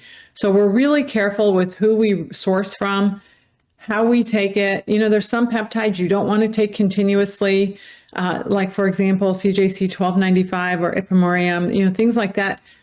You don't want to use continuously because we know enough to know that it might affect your body's own ability to make certain hormones at the brain level and the hypothalamus and the pituitary gland level. So we're really careful with how we dose and the frequency that we give it and how we administer it. The other thing too is BPC actually, when I first started using it, I almost always used it for gut health. So I used it orally because I wanted it to get to the inside lining of the gut. So taking an injection form of BPC, that works great for musculoskeletal, not so much for gut. So there is also that issue. Also, we like to combine some peptides, but you have to be really careful with this. So I do combine BPC with another peptide called KPV. And that has a very good synergistic effect supporting gut health, but also actually making it systemically. So I might have someone with, for example, osteoarthritis, which, by the way, is a disease. It's not just wear and tear on your joints. It's an inflammatory disease inside of your joint. And if we can get rid of that inflammation without shutting down pathways like we would with NSAIDs, like Celebrex, ibuprofen, things like that, if we could use some of these peptides to calm that inflammation down and then really work on diet, exercise, sleep, all these other things in the meantime that helps reduce systemic inflammation in your body, now we get rid of this osteoarthritis. I was taught that some people are going to get osteoarthritis. I've had people who can't hold a cup of coffee because of the osteoarthritis in their hands. And once we get rid of this inflammation, the damage to the joints is still there. But if we get rid of the inflammation, all of a sudden they're doing normal things with no pain. So really, really important to understand that what RFK was talking about is the black market. It was incentivized because the normal way of getting good peptides, the government sort of put an axe down on. So yeah, I think that this is moving in the right direction for sure. This one gentleman here says that the BPC 157 is making $15,000 tendon surgeries obsolete. 91.6% improvement in knee pain without going under the knife. Yeah, I'm hearing this from other people too. They've avoided surgery by doing this. Oh, 100%. We've had so many people. And also, by the way, if you have surgery, like we don't know for sure, but he hinted at this, that a certain quarterback that had an Achilles tendon tear and came back literally, way earlier than he should have. Pretty sure he had some peptide therapies. You have to be careful with athletes because some of them are on the do not use list. I don't know why they're on the do not use list, since it's something your body naturally makes, but it's an unfair advantage for for certain types of peptides. So we do definitely avoid those. BPC was recently put on the do not use list for our professional athletes, college athletes. So we do have to be careful with that. But I'll tell you what, if I have an injury, it's the first thing I'm going to go to because it will help your body's natural healing abilities heal. Now, what about longevity? Because I'm reading people talk about BBC 157 peptide for longevity. Yeah. So definitely it just does. Listen, it's one of those things where it is a very calming. It also, there are studies that report that it's calming to the wired and tired nervous system. So it gives that body's ability for the nervous system to rebalance, which when you look at core cause of disease, people who are wired and tired are the ones that are more sick, are the ones who can't sleep. There's so many things, right? So it is part of a treatment. It would be silly for us to say it will cure everything because it doesn't. The first thing you want to look at is definitely your lifestyle choices. But you're telling me that this peptide BPC 157 is really good for the neurological system. That's what it sounds like. Yeah, it's good for anything that's associated with inflammation. It relieves chronic pain. That's a big one. Well, that's what I was under. I'm telling you, yeah. I broke my back in 1999. Okay. Yeah. I would say I was in equal, but likely more pain with the herniated C6 and C7 than I was when I broke my back. More pain. I'm telling you, there were times when the stabbing, like a knife and then being twisted in the shoulder, the bicep, the forearm was at the same time, all of them, so bad that you would literally stop and bend over and just pause and wait for the pain to go away. And you get nauseous, like you're going to throw up because the pain's so bad. And this went on now, folks, for weeks. A lesser man, Logan, would have never even been on television. But we're going to keep going. The show must go on. I knew something was bad when you canceled our visit. Yep. But it was like, oh my goodness, what's going on? So I had to call you, which is why, and because you're my patient, I'm allowed to treat you because I've actually seen you in person. Right. Now, there's going to be people out there that are going to be like, ooh, I want to see Dr. Williams. And, unfortunately, I can only see people in Florida, Missouri, and California, unless I've seen you in person somewhere. And I will say this, go to ifm.org, and look for a functional medicine doctor who also does peptide therapies. I will also say this, the peptide therapies, I started learning about them and getting certified through the two top companies in America in terms of quality and, research and just who they're treating, right? So these are really top tier. I always try to go to the Harvard level, functional medicine was considered the Harvard level of functional medicine places to study. So I got certified through them, for example. So there's a couple that are doing peptides and they're doing them really, really well and have about 10 to 15 years of experience using them, which is really important because I want to see that longevity. I want to see those longevity studies. I want to see somebody and work with someone who's been doing this for a long time. So my husband and I have been doing peptides now and playing around with peptides outside of the ones that are prescription, right? There's a couple, like, for example, Tesmorelin or the GLPs that are also peptides that we've been using for a long time and are FDA approved for certain uses.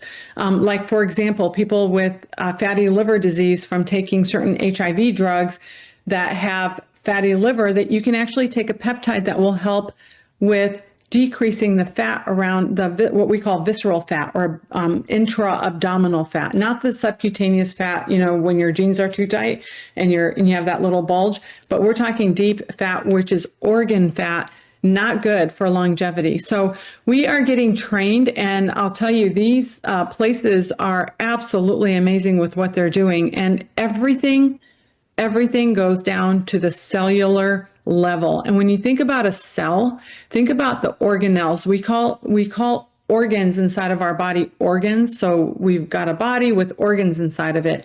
Cells are cells with something called organelles inside of them. So they're the organs that make the cell work.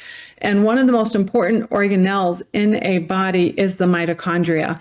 And a lot of research, I'm telling you, a ton of research is really focused on how can we improve the mitochondria. The mitochondria is the cell's powerhouse, okay?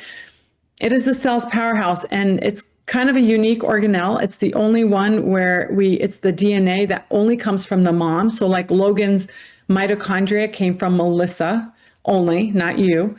And so when you think about how important those mitochondria are and how important they are to maximizing energy production, and what does the mitochondria need in order to work well? So I've actually made some videos because there's some things that you can do certainly with peptides. There's some really good peptides that will help with that.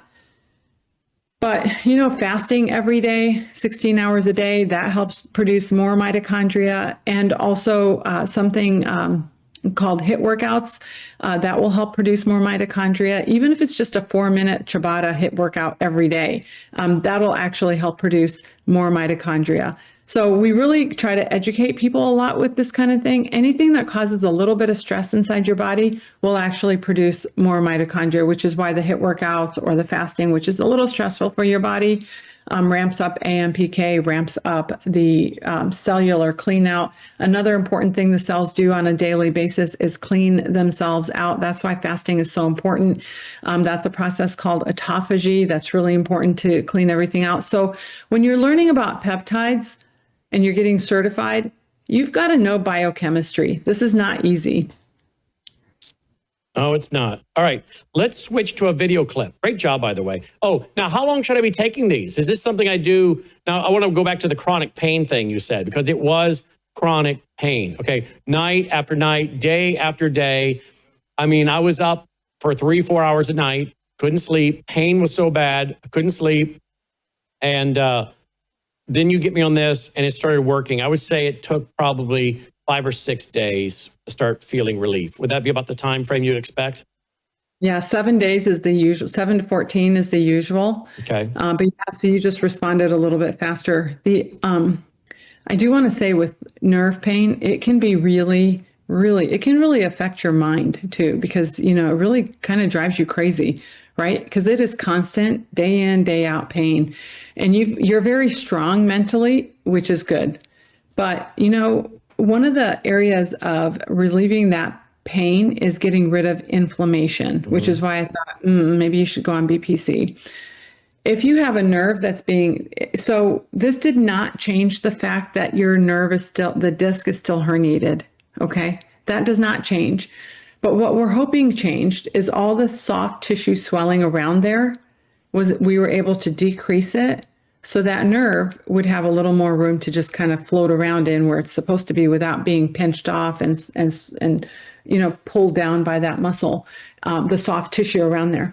Which is also why when you went to the neuromuscular place massage, they were able to relieve some of that tension, because if you can relieve some of the tension and relieve the stronghold that the muscle has, the spasm that the muscle has, then you start to have some relief. So this is just setting you up. BPC is just setting you up so that you can also do other modalities that will actually start to also work. So we want to do spasm, by the way, is what I would experience. Yeah. Spasms, yeah. And I'm still having them at night sometimes when I lay down, and they're running across my chest. And the first few times I thought I was having a heart attack, because the pain was unlike heartburn or indigestion, and it was so deep. The pain was so deep that I'm like, I've never felt this before. And I had Melissa take my blood pressure like 3 a.m, and she's like, "Oh, brother, because I have very, very low blood pressure." And she's like, "Your blood pressure is the best of anybody I've ever known. It's not going to be an issue."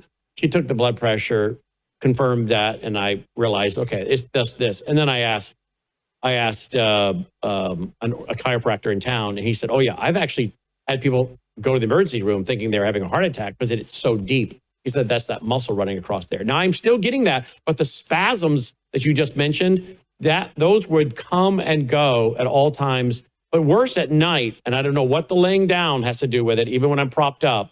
But at night, I was like constantly looking at the clock, trying to justify getting up at, because I didn't. Between the soft tissue swelling and the spasm, you're compressing on that nerve.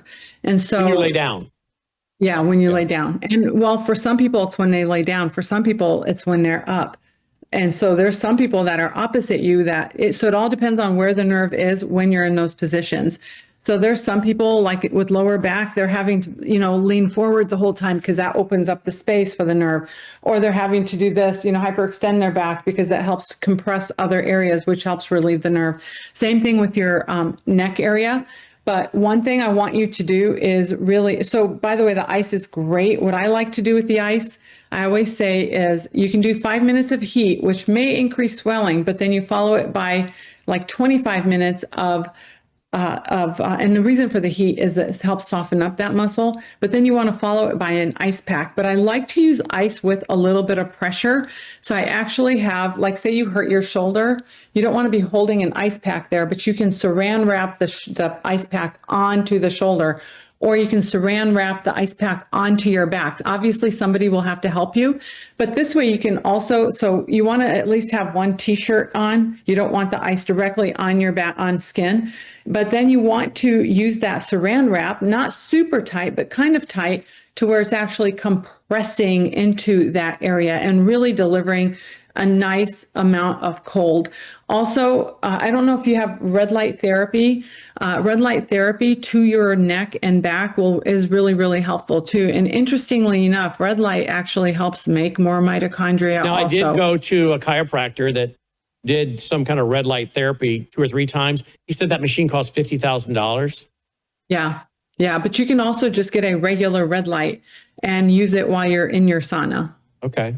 Well, what if your sauna has a red light? Then that's perfect. I mean, I have a red light sauna. Yeah. If it's and by the way, those things are coming down in price.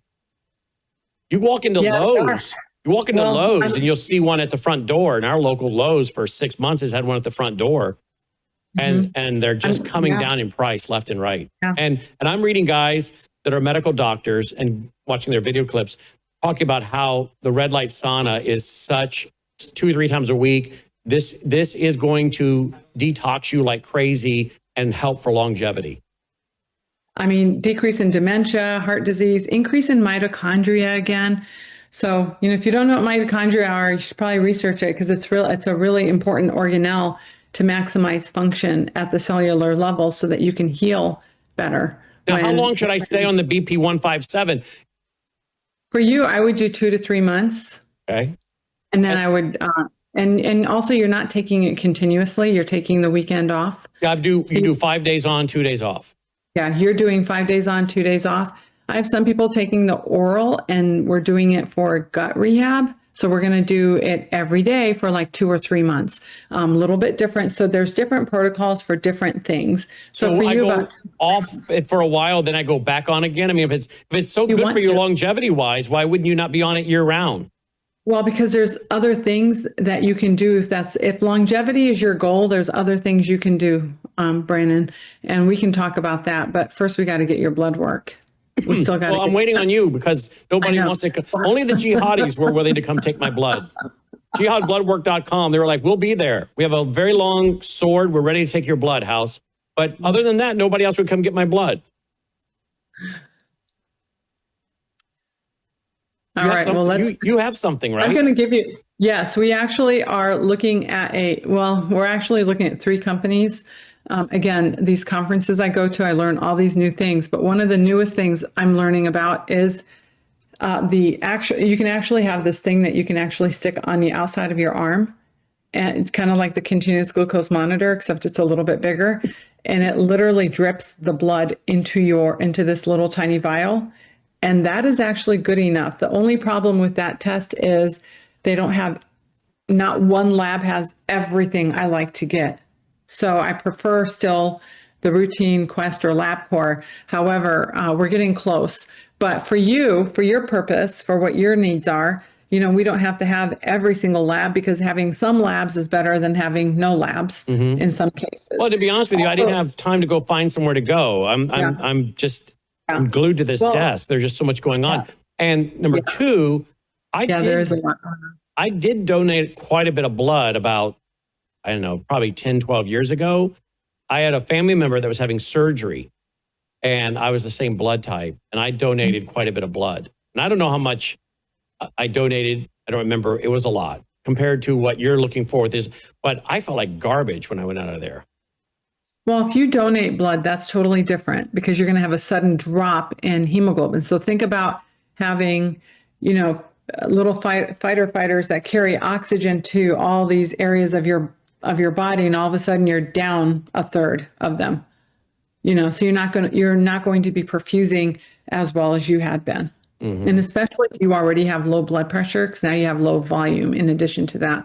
And it can take several weeks for you to reclaim all of those red blood cells. And even when they're made in acute blood loss injuries, they're made prematurely, so they're not going to be able to carry as much oxygen as a fully developed red blood cell would be, which you will eventually start making again. So when I get the blood work that you wanted, which was going to be quite a bit of blood, would that been as much as donating blood? Oh, no. Okay. Absolutely not that much. But what you're talking about, this new thing, is not going to be much at all.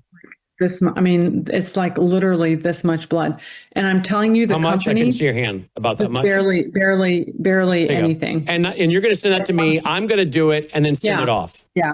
Yeah. So what I had to do before I signed up with these companies is I actually had several patients who were willing to try it. And I have blood work already from them, so I can actually compare and make sure that, these are, because that's like too good to be true, right? So you're looking for a baseline. Yeah. I need a baseline already from Quest or LabCorp in order to trust these other companies. Because I can't just be like, because we're basing treatment on these results. We're not just like, they're not just results. We're actually doing something with these results. And so we absolutely have to have a baseline. And we also absolutely, if we're going to be doing these labs that you can do yourself at home, which is so convenient, much cheaper, doesn't go through insurance, like literally $100 to $200. Okay. Everyone can afford that. And so if we can do that, we also have the capability of actually doing it in the office. So imagine going to the office, getting your blood work done, and having the results an hour later. Wow. I mean, and then that way your doctor can see the results and make your plan and finish everything from A through Z all at one time. And so that's what we're looking at. There's one company that does that, and literally the machine looks like an espresso machine. You just drop the little tube in it and it spits out these labs, and they're pretty accurate. Wow. Amazing. All right, let's go to a video clip you provided. You want to set this up? Yeah, I was just looking at what Maha, I just keep an eye on Maha. I subscribe to them. You know, they're a big deal for me because, they're doing what I've been preaching for 15 years. They're actually doing it at the political level. And I love what Maha stands for. So this week, we get emails from them, my husband and I do. And so this week we got this email. And so this is what they're currently doing is they're currently trying to fight for, there's certain things they're fighting for all the time, whether it's autism or, pesticides and glyphosate and all these things. So one of the things that this week's report just showed that they're trying to get the preserving and maintaining good, healthy soil and water, and they're trying to give those laws and abilities at the state level versus at the national level, so that each state can sort of start taking care of their own people and hopefully help farmers learn how to, rather than having, there's certain things, Brandon, that when we have a systems approach to it, we can streamline things and really increase our production and things like that. But there are certain things like farming that should just be done. Organic farming is a lot more work, and we should be willing to pay for that kind of stuff for some things, and we should have that option to pay for truly organic foods that hasn't been exposed to pesticides or herbicides, and or the soil hasn't been exposed to that. But when you think about it, when you're planting something, it's got to be with non-GMO seeds, because our bodies were not, you know, these genetically modified genes. When you eat broccoli, that sulforaphane that's in broccoli tells your DNA to do something. Okay, when we have genetically modified foods entering our body, we have no idea what the DNA is doing with that information, right? And so we have to start with non-genetically modified seeds in soil that hasn't been exposed to, not just this crop, but like exposed to, no exposure to, or at least for a while. And it takes a long time to make that soil healthy again. So, you know, looking at your soil, looking at the water supply that you're giving these plants, because a lot of our water is contaminated with heavy metals, herbicides, pesticides, and all this crap. And so, you know, you have to be careful from start to finish. And what I'm hoping is more and more work and energy goes towards that direction, because unfortunately, we're going to pay for it either by eating too much of this bad food that's been genetically modified, or we're going to pay for it at the hospital. You know, I mean, if we don't take care of our bodies now, we'll be paying for it later, and later sucks. You know, that's the whole reason I do what I do, is I hated the chronic disease model that medicine pushed. You know, it was always, here's the disease and here's what you do. It was never, hey, let's go back to the root cause of why you got that disease. So then I sent a clip of this one very common sense of, hey, if you eat this many servings of bad things, you're probably higher at risk for heart disease. So Logan, if you want to play that. Okay. And here's a big one. A new study confirms what Maha has been saying. Ultra-processed foods are driving serious heart risks. People eating around 9 servings a day had a 67% higher risk of heart attack, stroke, or death. Wow. I mean, you know, so my comment when I saw that was, we don't need a study. Anyone eating 9 servings a day of ultra-processed foods, you have to know. You have to intrinsically know that that is not good for you. Okay, the other thing you're doing is you're crowding out, you know, calorie-wise, you're crowding out the good for you foods. So the good for you foods are the things that are helping prevent disease. So it's kind of a double whammy. You're eating too much bad for you foods that's causing a lot of oxidative stress, inflammation inside your body. Inflammation makes the mitochondria and other organelles in your cells not work well. It's going to predispose you to things like neurodegenerative disease, Parkinson's, other dementia, other things. There's so many things have been linked with eating poorly, right? And making those bad decisions when you could just be eating whole foods most of the time. We don't preach being perfect in our practice, because that would high failure rate for that. But we do want you to eat well most of the time. And if you can't do that, then what's the point of talking about things like peptides and all this other amazing stuff that we do? You have to get the basics right. And that's what I wanted to kind of come on here and talk about. And I want to go to your website, our Worldview Vitamins, here in a second. But I'll tell you something my wife also, when I went through this, okay, and she saw how much pain I was in and how it was just limiting. I mean, I was in pain at the desk, but I'm not moving much, so it wasn't the end of the world. But actually just moving about, getting up, getting down, going with the willingness to go do anything, to leave the house or anything. And when she saw this going on for several weeks, she said, okay, we're never going to let you get in this spot again if we can prohibit it, you know, if we can stop this. So she started researching more and more foods that decrease inflammation and the foods that increase inflammation. And you know what I've really not completely cut out, but a lot. I've cut back big time on cheese. I've cut back cheese. I am eating a lot more broccoli, this kind of thing. So she's really, I mean, she was pretty careful about diet anyway, but we've gotten even more careful because we're just realizing how much inflammation is a horrific thing. I want to go, because we've redone worldviewvitamins.com as we wrap here. We've redone this. We've tried to make it simpler. I'm afraid we were overwhelming people with too many choices. You give people too many choices. They don't know what to choose. So they choose nothing. So we've decided to simplify worldviewvitamins.com. And so here's the remake of the page. Can you tell us about it? Yeah. So, you know, what Melissa was researching is really cool, because really what I always come from a world of let's keep it simple. And so one thing I tell everyone all the time, and I'm sure you've heard me say this before, is eat the rainbow of colors, because every single color has anti-inflammatory effects at different locations. So there's multiple inflammatory pathways, and we want to block those inflammatory pathways with multiple different ways.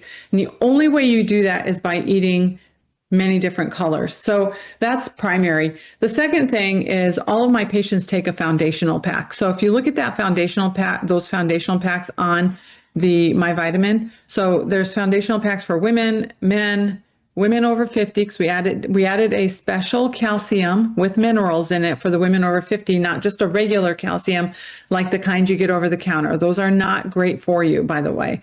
And then we also added one for teens who are always stressed out, especially the ones that are in college. And super simple to do. Improve your diet, eat a lot of colors, eat healthy proteins, and you're 100% right. Dairy is inflammatory for some people. Interestingly, if you're taking BPC, you can tolerate dairy a little bit better. So I don't mind if people add a little bit of dairy, especially the hard cheese to their diet. That tends to be least inflammatory when it's more casein, less lactose. So hard cheese is okay. Gluten is inflammatory for most people. Well, you know, I'm gluten-free. I'm gluten-free now. So I've been that way for probably 6 months plus. One of my very first cases of celiac came after I had a patient with hand pain that we diagnosed with celiac. And I'm like, oh my gosh, this joint pain is from celiac disease. But another case shortly thereafter was a lady who and this lady was super fun and always positive. And 3 months after she had neck surgery for a herniated disc, she was not getting better. And the neurosurgeon told her, and I trust the neurosurgeon, I'm the one who sent her to that neurosurgeon. He's really good. And he said, everything looks perfect. I don't know why you're still having so much pain. And so she came back to me and she's like, I'm having so much pain. And the surgeon says everything is perfect. We did all this blood work, but I'm like, let me check for celiac disease. She had celiac disease. And as soon as we cut out gluten, her pain almost completely went away within like 10 to 14 days. It was mind blowing to me. And those are my early cases of, oh my gosh, food is information to the cells. The cells are responding to what you're putting into your body. And in particular, the immune system is responding to what you're putting into your body. And man, if you piss your immune system off, it's going to get really nasty in there. And you have no control over it. You have control over what you're putting into your body and, sleeping and all sorts of things. So this is why we made this website super easy, because at the very least, take the foundational pack. That's an easy thing to do, very affordable, super clean supplements. We triple distill the fish oil, for example. That's a really clean fish oil. Also very minimal regurgitation. Some people are really afraid of taking omega-3s because of regurgitation, but they're so important for inflammation that I put them in all the med packs because I believe highly in it. I take it myself on a regular basis, and it also helps with my good healthy cholesterol too. It gives it a good, for me, about a 20-point bump. So that's really good. Vitamin D, almost everyone is deficient in vitamin D, a good multivitamin. So all of that is in those foundational packs, super clean. And in fact, if you take one of those packs and you save it for like a month or two, in your closet, they'll actually start to change colors. That's how fresh they are. Those packs are not made until you order them, and they're meant to be used up within 2 months. So really good stuff. Definitely another good, what we call starting point in terms of, I'm going to start doing this to start really investing in my health and wellness for longevity.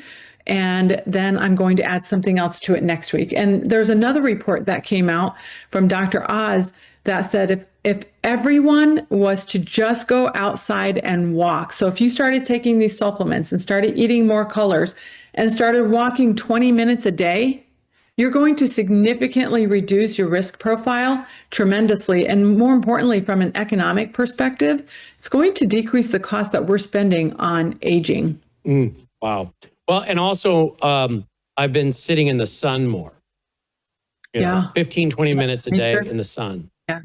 Yeah. Lots of nature. That's really, really Get good. get that morning sun if you can, right? Mm-hmm. Yep, absolutely. So vitamin I'm D. excited. I'm excited to try another peptide on you since you're willing. Yeah, which one's next? Well, it depends on how you do after 3 months of this one. So we'll cross the bridge when we get there, and also how you're doing at that point. So, and also what goals you have, you know, blah, blah, blah. There's a lot. The only thing I would say I'm struggling with now is the laying down and sleeping well because of just the pain at night, but it's nothing compared to what it was. Now that the pain is decreasing, my biggest problem is my neck feels like it's 100 pounds. Like sitting here right now, my neck feels like it's 100 pounds. What I really want to do is lay down with a big bag of ice on my neck, which I do. I lay down with a big old bag of ice on my neck. When I'm not on TV, I'm spending several hours on my back with ice, and I work in, like I said, with a pillow propped up, so I'm looking up at the computer, not down.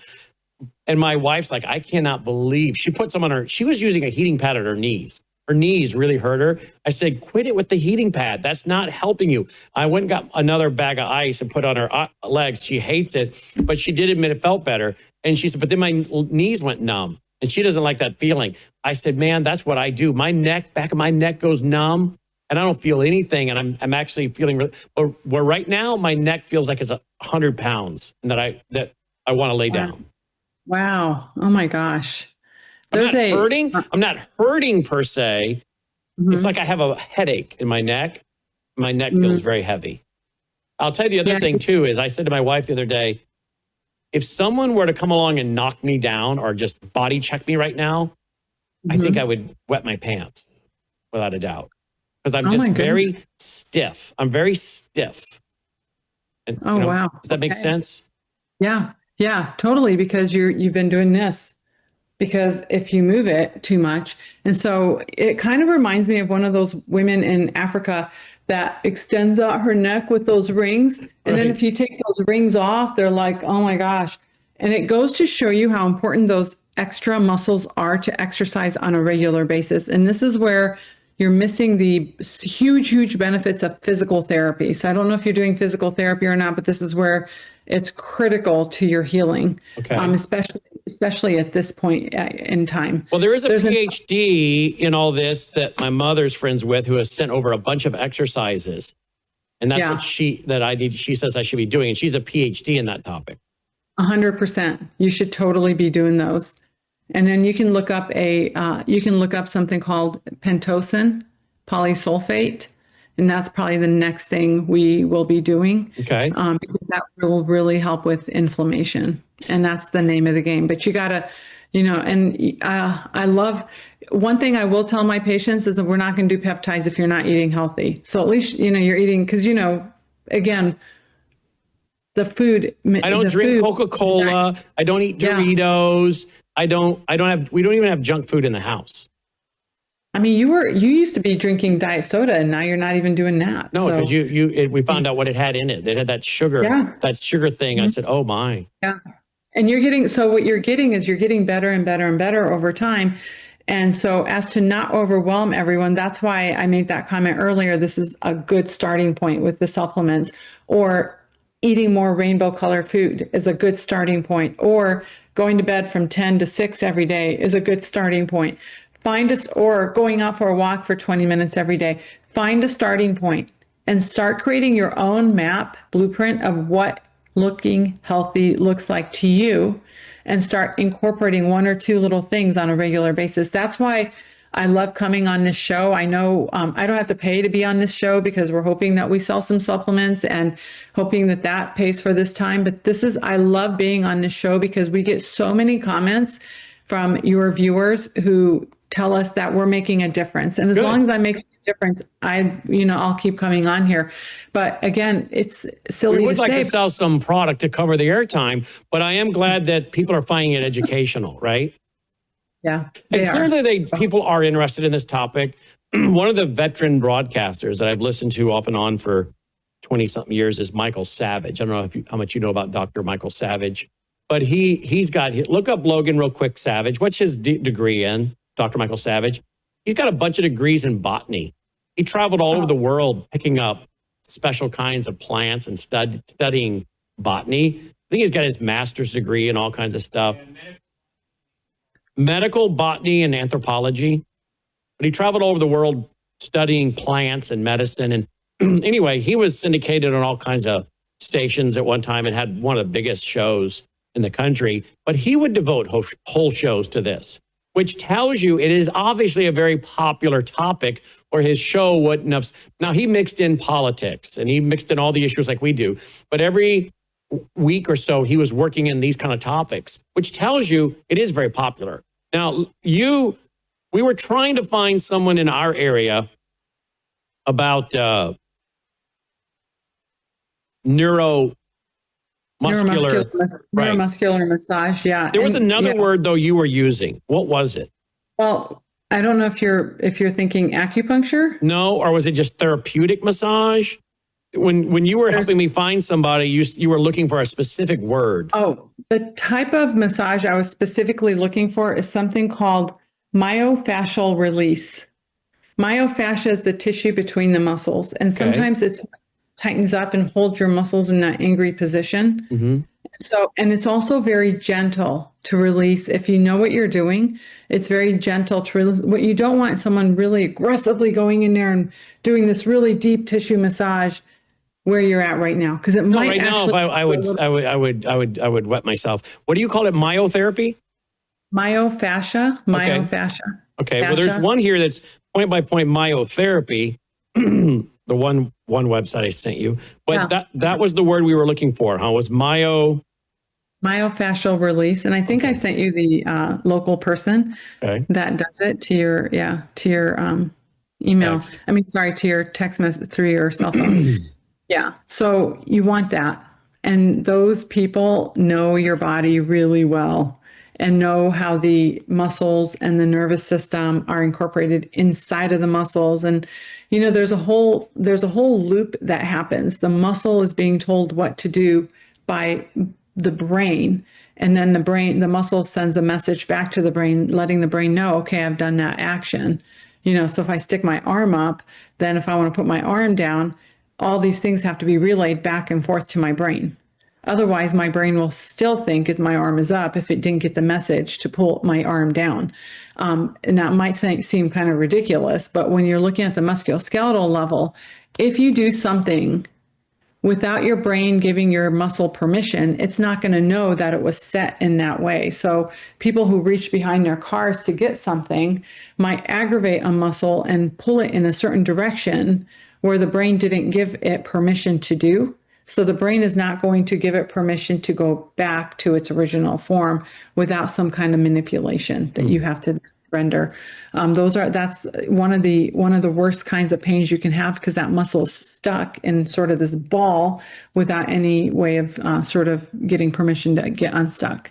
So neuromuscular massage is really, really important because it's taking into consideration not just the muscles, but also the nervous system and how it works. And that's the whole principle too behind acupuncture and following certain meridians, dermatomes, certain meridian dermatomes that help relax your body as well. I just had my first, I don't do much acupuncture, but I just had my first one and I actually got sick, but it was followed by, I had done an intense workout, sauna, and then I went and did this. It was sort of self-care day, a couple of weeks ago, and I got really sick from that acupuncture.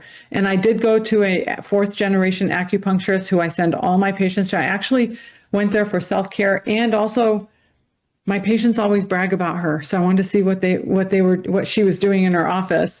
I knew she was good based on other patients who had told me about her initially. So then I told other patients about her, and I've been using her for like 10, 12 years. So this isn't her first rodeo. So she's like. Well, why did you get so sick? I believe because I released a lot of toxins from the excessive working out, the sauna, and the acupuncture. And what I wanted to relay this is that these things really work. This is not, acupuncture is not just a bunch of needles in your spine. It's actually allowing your body to sort of heal itself. And so, so my body needed to do that. And so I just needed to rest for 2 days. And eventually I came out of it. Lots of water. I drink this water that increases, with electrolytes in it to increase intracellular volume, help my cells work better, things like that. But yeah, definitely kind of cool to experience. Let me mention one thing real quick. You mentioned, Brandon, you're strong mentally. So thankful for that. But that's interesting you brought that up, because I've not brought that up to you on air or off air. But when I was suffering with this high level of pain, with the pinched nerves, like stabbing, and you couldn't sleep for 3-4 hours, up in the middle of the night for 3-4 hours straight, and the intense pain, and this is going on for weeks. I mean, there were times I said to my wife, I can see why some people who endure this and there's no end in sight say, I'm going to Canada for medically assisted, medically assistance in dying. I'm not for active euthanasia, but I can see where people finally get so down, beaten down, worn down that they do that, right? And I think that's, of course, where doctors and functional medicine doctors and others have got to come in and try to help these people. But I'm telling you, there were nights where I, after night, couldn't sleep, couldn't get regular sleep, in constant pain. I literally would have to just try to concentrate on something positive, put on some light classical music. Melissa's trying to sleep, so I had to keep it down. But do something to try to distract your brain from this constant pain. I also would turn on programs that are dealing with economics and money, and they're technical programs, so that my mind would be busy thinking about and understanding the technical monetary things that were being described, until I could get myself enough numbness from the ice that I could fall asleep. But you're right. It's interesting that you brought that up, that you were mentally strong enough to go through this. But a lot of it at some point becomes a mental game, because you can't get away from it. It's one thing to have it for a day or two. It's another thing to have it for weeks or months, or for some people, it's their whole life. That's their whole life. Yeah, I mean, I've seen patients suffer through things for 30 years now, and it's definitely, when you interrogate a prisoner of war, you keep them awake. It's one of the worst things you can do. And so when you're not sleeping, it's kind of a big deal, because then it's adding one layer on top of another, and your nervous system, your sympathetic nervous system is going crazy. It's then also increasing inflammation to your, it's sort of this whole roller coaster of things that starts happening, this domino effect of, one bad thing leading to another bad thing, leading to another bad thing, leading to another bad thing. And then this is how we get patients addicted to narcotic drugs, and maybe over abusing certain things like NSAIDs, and they're getting GI bleeds from it because they don't know what to do. They're at home. They're and suffering. That is what I told my wife. I said, I could see where certain people would get addicted to opioids, right? Yeah, 100%. 100%, because you're in so much pain that you're willing to do whatever it takes. We don't have a problem prescribing pain medications temporarily, but long-term, my husband and I have a zero long-term pain medication policy. So we have 0 patients on long-term medications. What about these people going to the drugstore? Because I know people that have been injured, neck pain, shoulder pain, they've gotten injured, right? And a lot of them are young people who don't have health insurance. And I don't know where they're learning it, from their friends, from social media. And they go and they get these drugstore, this gas station, what's it called, Logan? Yeah, the gas station heroin with the gummies. Kratom? You know about that, right? I don't know anything about that. You don't know anything about that, Logan? Can you search an website real quick and show her a news article? They're gummies called Kratom, and they're sold in gas stations all over the country. With a prescription, or just anybody can get them? Oh, wow. And young people are getting addicted to them, horrifically addicted to them. I was talking to a pastor the other night who was counseling a young man who has just finally gotten off of them addicted. Wow. I don't know who's they're working on laws to deal with it. The problem with the problem not just with pain but with anything, especially in younger generations, immediate gratification. That is the biggest problem. Immediate gratification. In other words, immediately relieve me of this pain. Immediately relieve me of this discomfort. Yeah. Kraton. Yeah. You never heard of that? No. Do you know what it is? I'm looking it up right now. Oh, it's acts on an opioid receptors in the brain. Low dose stimulates energy, higher dose sedating and pain relieving. Not FDA approved, quality and purity varies. So this is just a legal way of getting drugs into the hands of kiddos. Here's another headline. Deadly substance under scrutiny as kratom byproduct shows up in gas stations and smoke shops. Yeah. Yep. Look at that. HHS cracks down on synthetic opioid found in some drinks, powders, and tablets. Yep. So low dose, it gives you this fake energy. It's not real energy. But a lot of them are doing it for pain relief. And higher doses is for pain relief. And unfortunately, it will, you can definitely become addicted to it. And I think some of it's coming from China, isn't it, Logan? Well, that's the problem is it's here. The reports I'm pulling up is the purity varies widely. So there's no FDA regulation because it's not an FDA approved. What's the death rate from this? Has anyone seen the death rate on this? I have not personally. We've talked about it, a year ago, Logan? Oh, here we go. Yeah. Hundreds. Part 1. Hundreds died using kratom in Florida. It was touted as safe. Mm-hmm. They found him early in the morning, slumped on the couch, vomit on his shirt, face pale, eyes halfway open or halfway shut. And this is a lot of young people are getting into this. I will say this report I'm pulling up sites. And while you're doing that, while you're looking, I'll tell you a story. We were recently, when we were in Florida, there was a young man at the hotel we were at. And it was a nice hotel.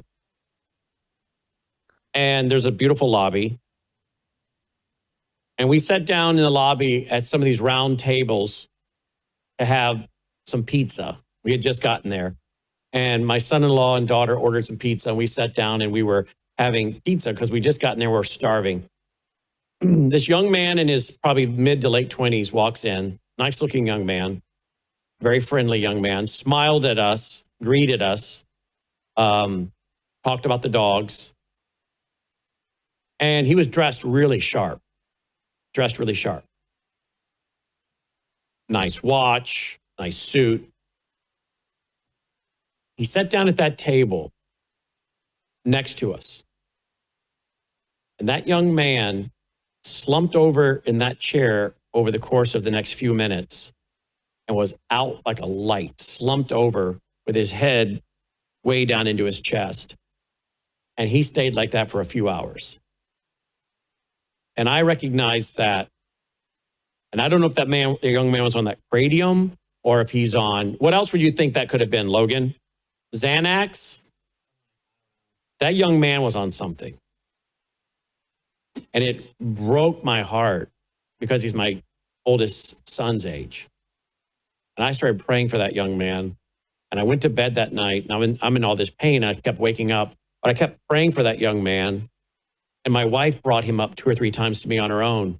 She saw it. We both saw it. And his parents, it really bothered us because we recognized him as being, he could be our kid. But I recognized that for either Kratom or Xanax, but that kid was struggling with something. And I kept walking over, checking, making sure he was still breathing. But the number of these kids that take this stuff, and I don't know if you call it lathe respiratory, where their body gets so relaxed they forget to breathe and die or what. But it is pitiful, the number of young people that are suffering from these drugs. Mm-hmm. And it's either because they're masking something that happened in their life, they were sexually abused or something happened, or they've been in chronic pain with an injury, sports injury or whatever, and then they get on these things. But what our country is doing to our youth and the things that our young people have to face and deal with that were never even options for us. Where would we get Xanax in the 1980s? Where would we get Kratom? You know, the things that are available to them today. It's ridiculous what our society is making available to these young people. I think we're also, we have to remember that when we're doing anything that is an introductory type of narcotic, like Kratom probably is, and so is pot, that we're probably, it's just a matter of time before we start to mix it with fentanyl, heroin, benzodiazepine. It's a gateway drug. Pot's a gateway drug.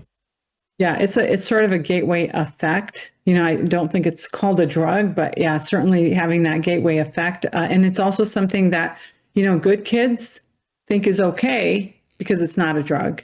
And so I could see some good kids. My, you know, daughter's boyfriend likes to drink energy drinks apparently. And I'm like, why do you need energy drinks? If you need energy drinks, there's a mitochondria problem. You know what I'm saying? Same thing I told you earlier when we first started working together. If you need coffee in the afternoon, if you need a soda in the afternoon, if you need anything but just some good old, you know, herbal tea in the afternoon, there's a problem. That's not normal. And so we should be looking at the root cause of that. We should be looking at what you know, how you slept or what you ate at lunchtime. Did it have too much of a glycemic effect on your body? You know, things like that.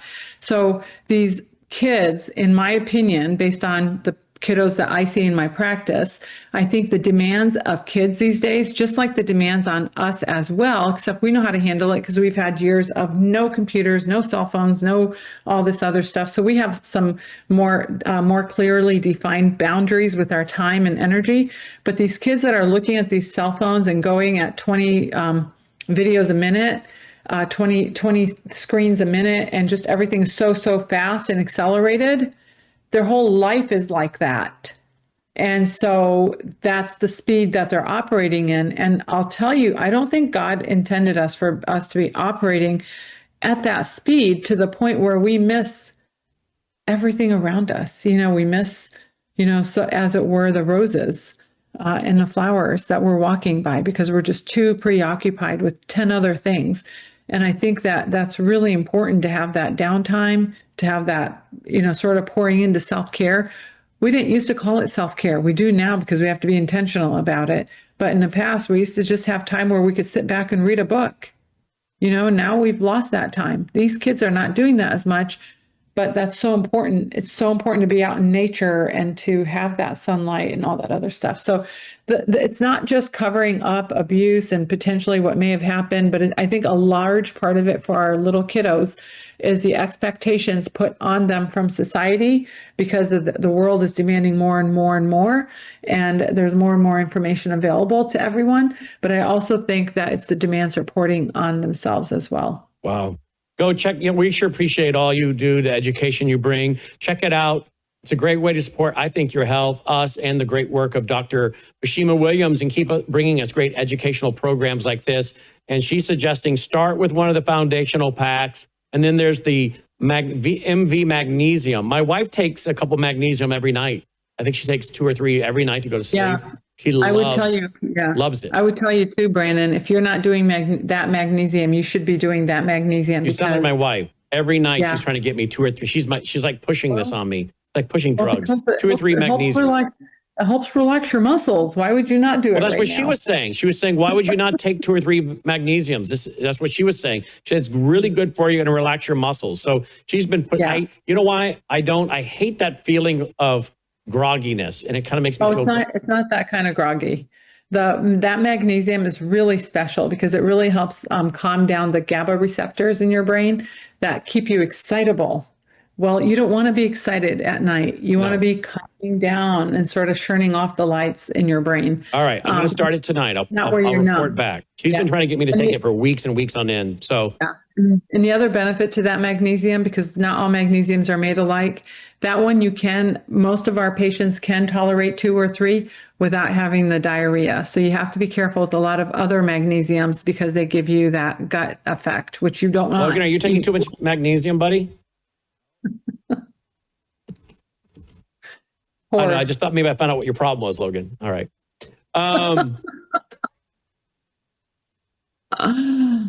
Logan, if you have that problem, you can see me. We can talk. We're talking about diarrhea.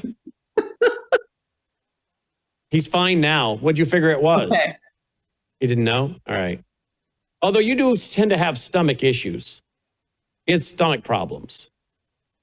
But you know what's interesting? At his age, I had the same thing, but then I outgrew it. Wow. Yeah. Is he eating gluten? No, he's now all gluten-free as well. Does that good. help, Okay. Logan? That's helped, he said. At his age, I also had what? Huh? Sodas make it worse? Yeah, and you have you cut out the sodas? You have? Okay, have you cut out the energy drinks? No, he hasn't cut out the energy drinks. Oh, but yeah, So- he's got to cut off energy. See, this is what we're talking about with this thing, the Kratom, is that we've made it okay to drink energy drinks. And it's not okay. That's not normal behavior. We've normalized it. We have normalized drinking energy drinks, especially we've normalized drinking energy drinks at like 6 or 7 or even later How many at are you night. drinking a day, Logan? One a day? How many coffees? None today, but how many normal? One. All right. All right. Well, he got off the sodas, man alive. That boy would have a soda. And you got to dinner, he'd have a soda, and that boy had to get home fast. He's laughing in there. I don't know. I don't know if I should take you seriously or not. I don't No, know it's what- dead serious. He would. We would go out to eat. If he had a soda, like, you better time it. He got to get home. Well, good thing He Logan gone. is good at editing. Good thing he's good at editing. He might edit all this out. Yeah, he might edit all this up before he put it back up online on demand. But hey, that's the benefit of being live. All right, Dr. Bashima Williams, my vitamins, my worldviewvitamins.com, just worldviewvitamins.com. Worldviewvitamins.com. Boy, did we learn a lot tonight. All right. Well, I got to go get myself a shot in the stomach. So thank you for the BPC 157. Yeah. I sound like pleasure. a Star Wars creature, don't I? OPC. I know. What was the name of that? OPC 3? What was the name of the little creature on RCD2? Oh yeah, RCD2. I know that one. What is it? R2? R2D2? Does anyone know what that stood for? Me neither. CPO3? What is that? Huh? I don't know what CPO3 is. Oh, it's another Star Wars guy. I just looked up what R2D2 stands for. What? It stands for Robotic Droid Series 2. Well, that's what just walked out with Melania Trump yesterday. Did you see that humanoid walk out with her at the White House? No. And then it said hello in multiple languages. And then she wanted to tell how all of our students are going to end up with their own AI humanoid. Yeah. You're clearly not watching this broadcast. But we'll forgive you for that. Dr. Bashima Not Williams. enough. I'm not watching it enough. That's for sure. You can never watch enough. That's our new slogan. could be. That's our new slogan, Logan. You can never watch enough. Worldviewvitamins.com. Thank you, Doc. Thanks, Brandon. Take care. Have a blessed day. You too. That's our broadcast for tonight. As always, what a great program. Do you appreciate what we're doing? Pushing out free programming, educational programming. Do you like how we mix in some of the news, law, science, economics, history, family, social issues, health? We keep it changed up around here, Logan. We're not stuck in a rut, are we, buddy boy? No, we keep it changed up. And I love you guys love the health channel. We take these and put them over on our health channel. That does really well as well. Roll the music. Let's call it a night. Dr. Bashima Williams was in the house. All right. Let's see. What else do we got to promote, Logan? Make sure you got our free app for iPhone and Android. Be sure to turn on the app notifications so when we go live, you get a notification. The apps, they're free for iPhone and Android, brought to you by our foundation in part. And you can get the apps at worldviewtube.com/APPS, worldviewtube.com/APPS. All right. Thanks again for promoting us and listening and supporting and telling all your friends about it. Until next time, at Brandon House. May God save America. Take care.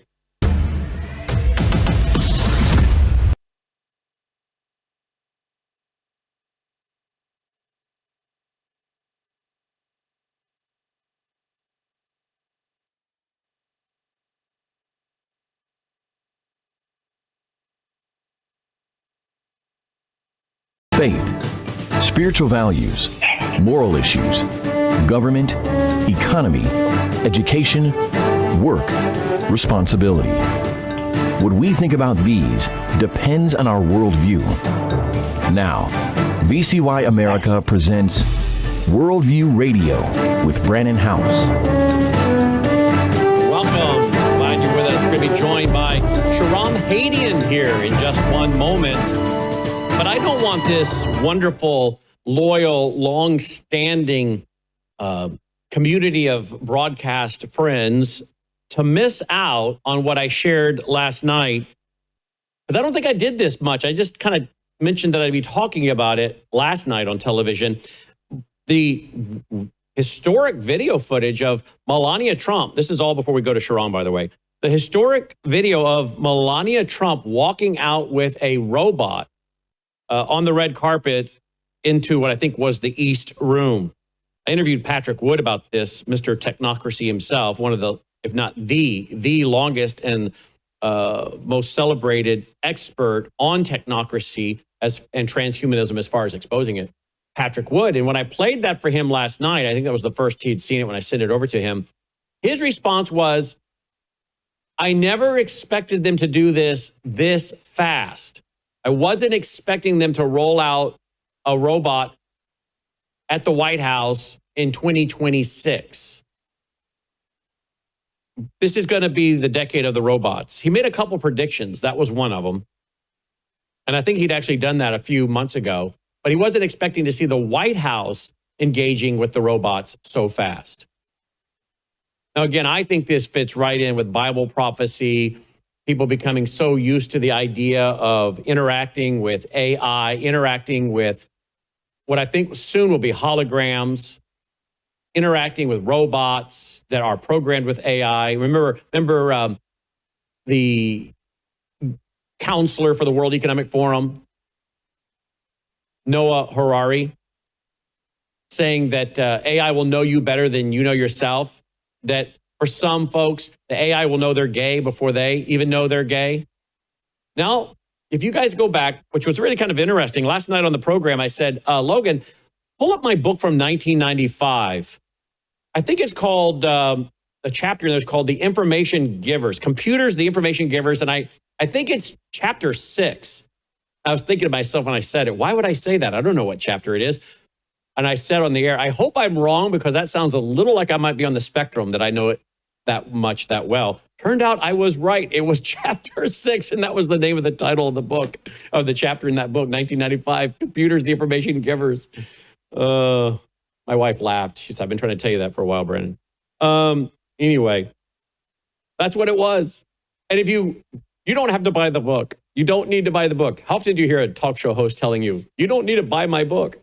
You don't. It's 1995. It is actually more relevant now than it was in 95, but it's in the vault for Vault members, worldviewtube.com/vault, worldviewtube.com/vault.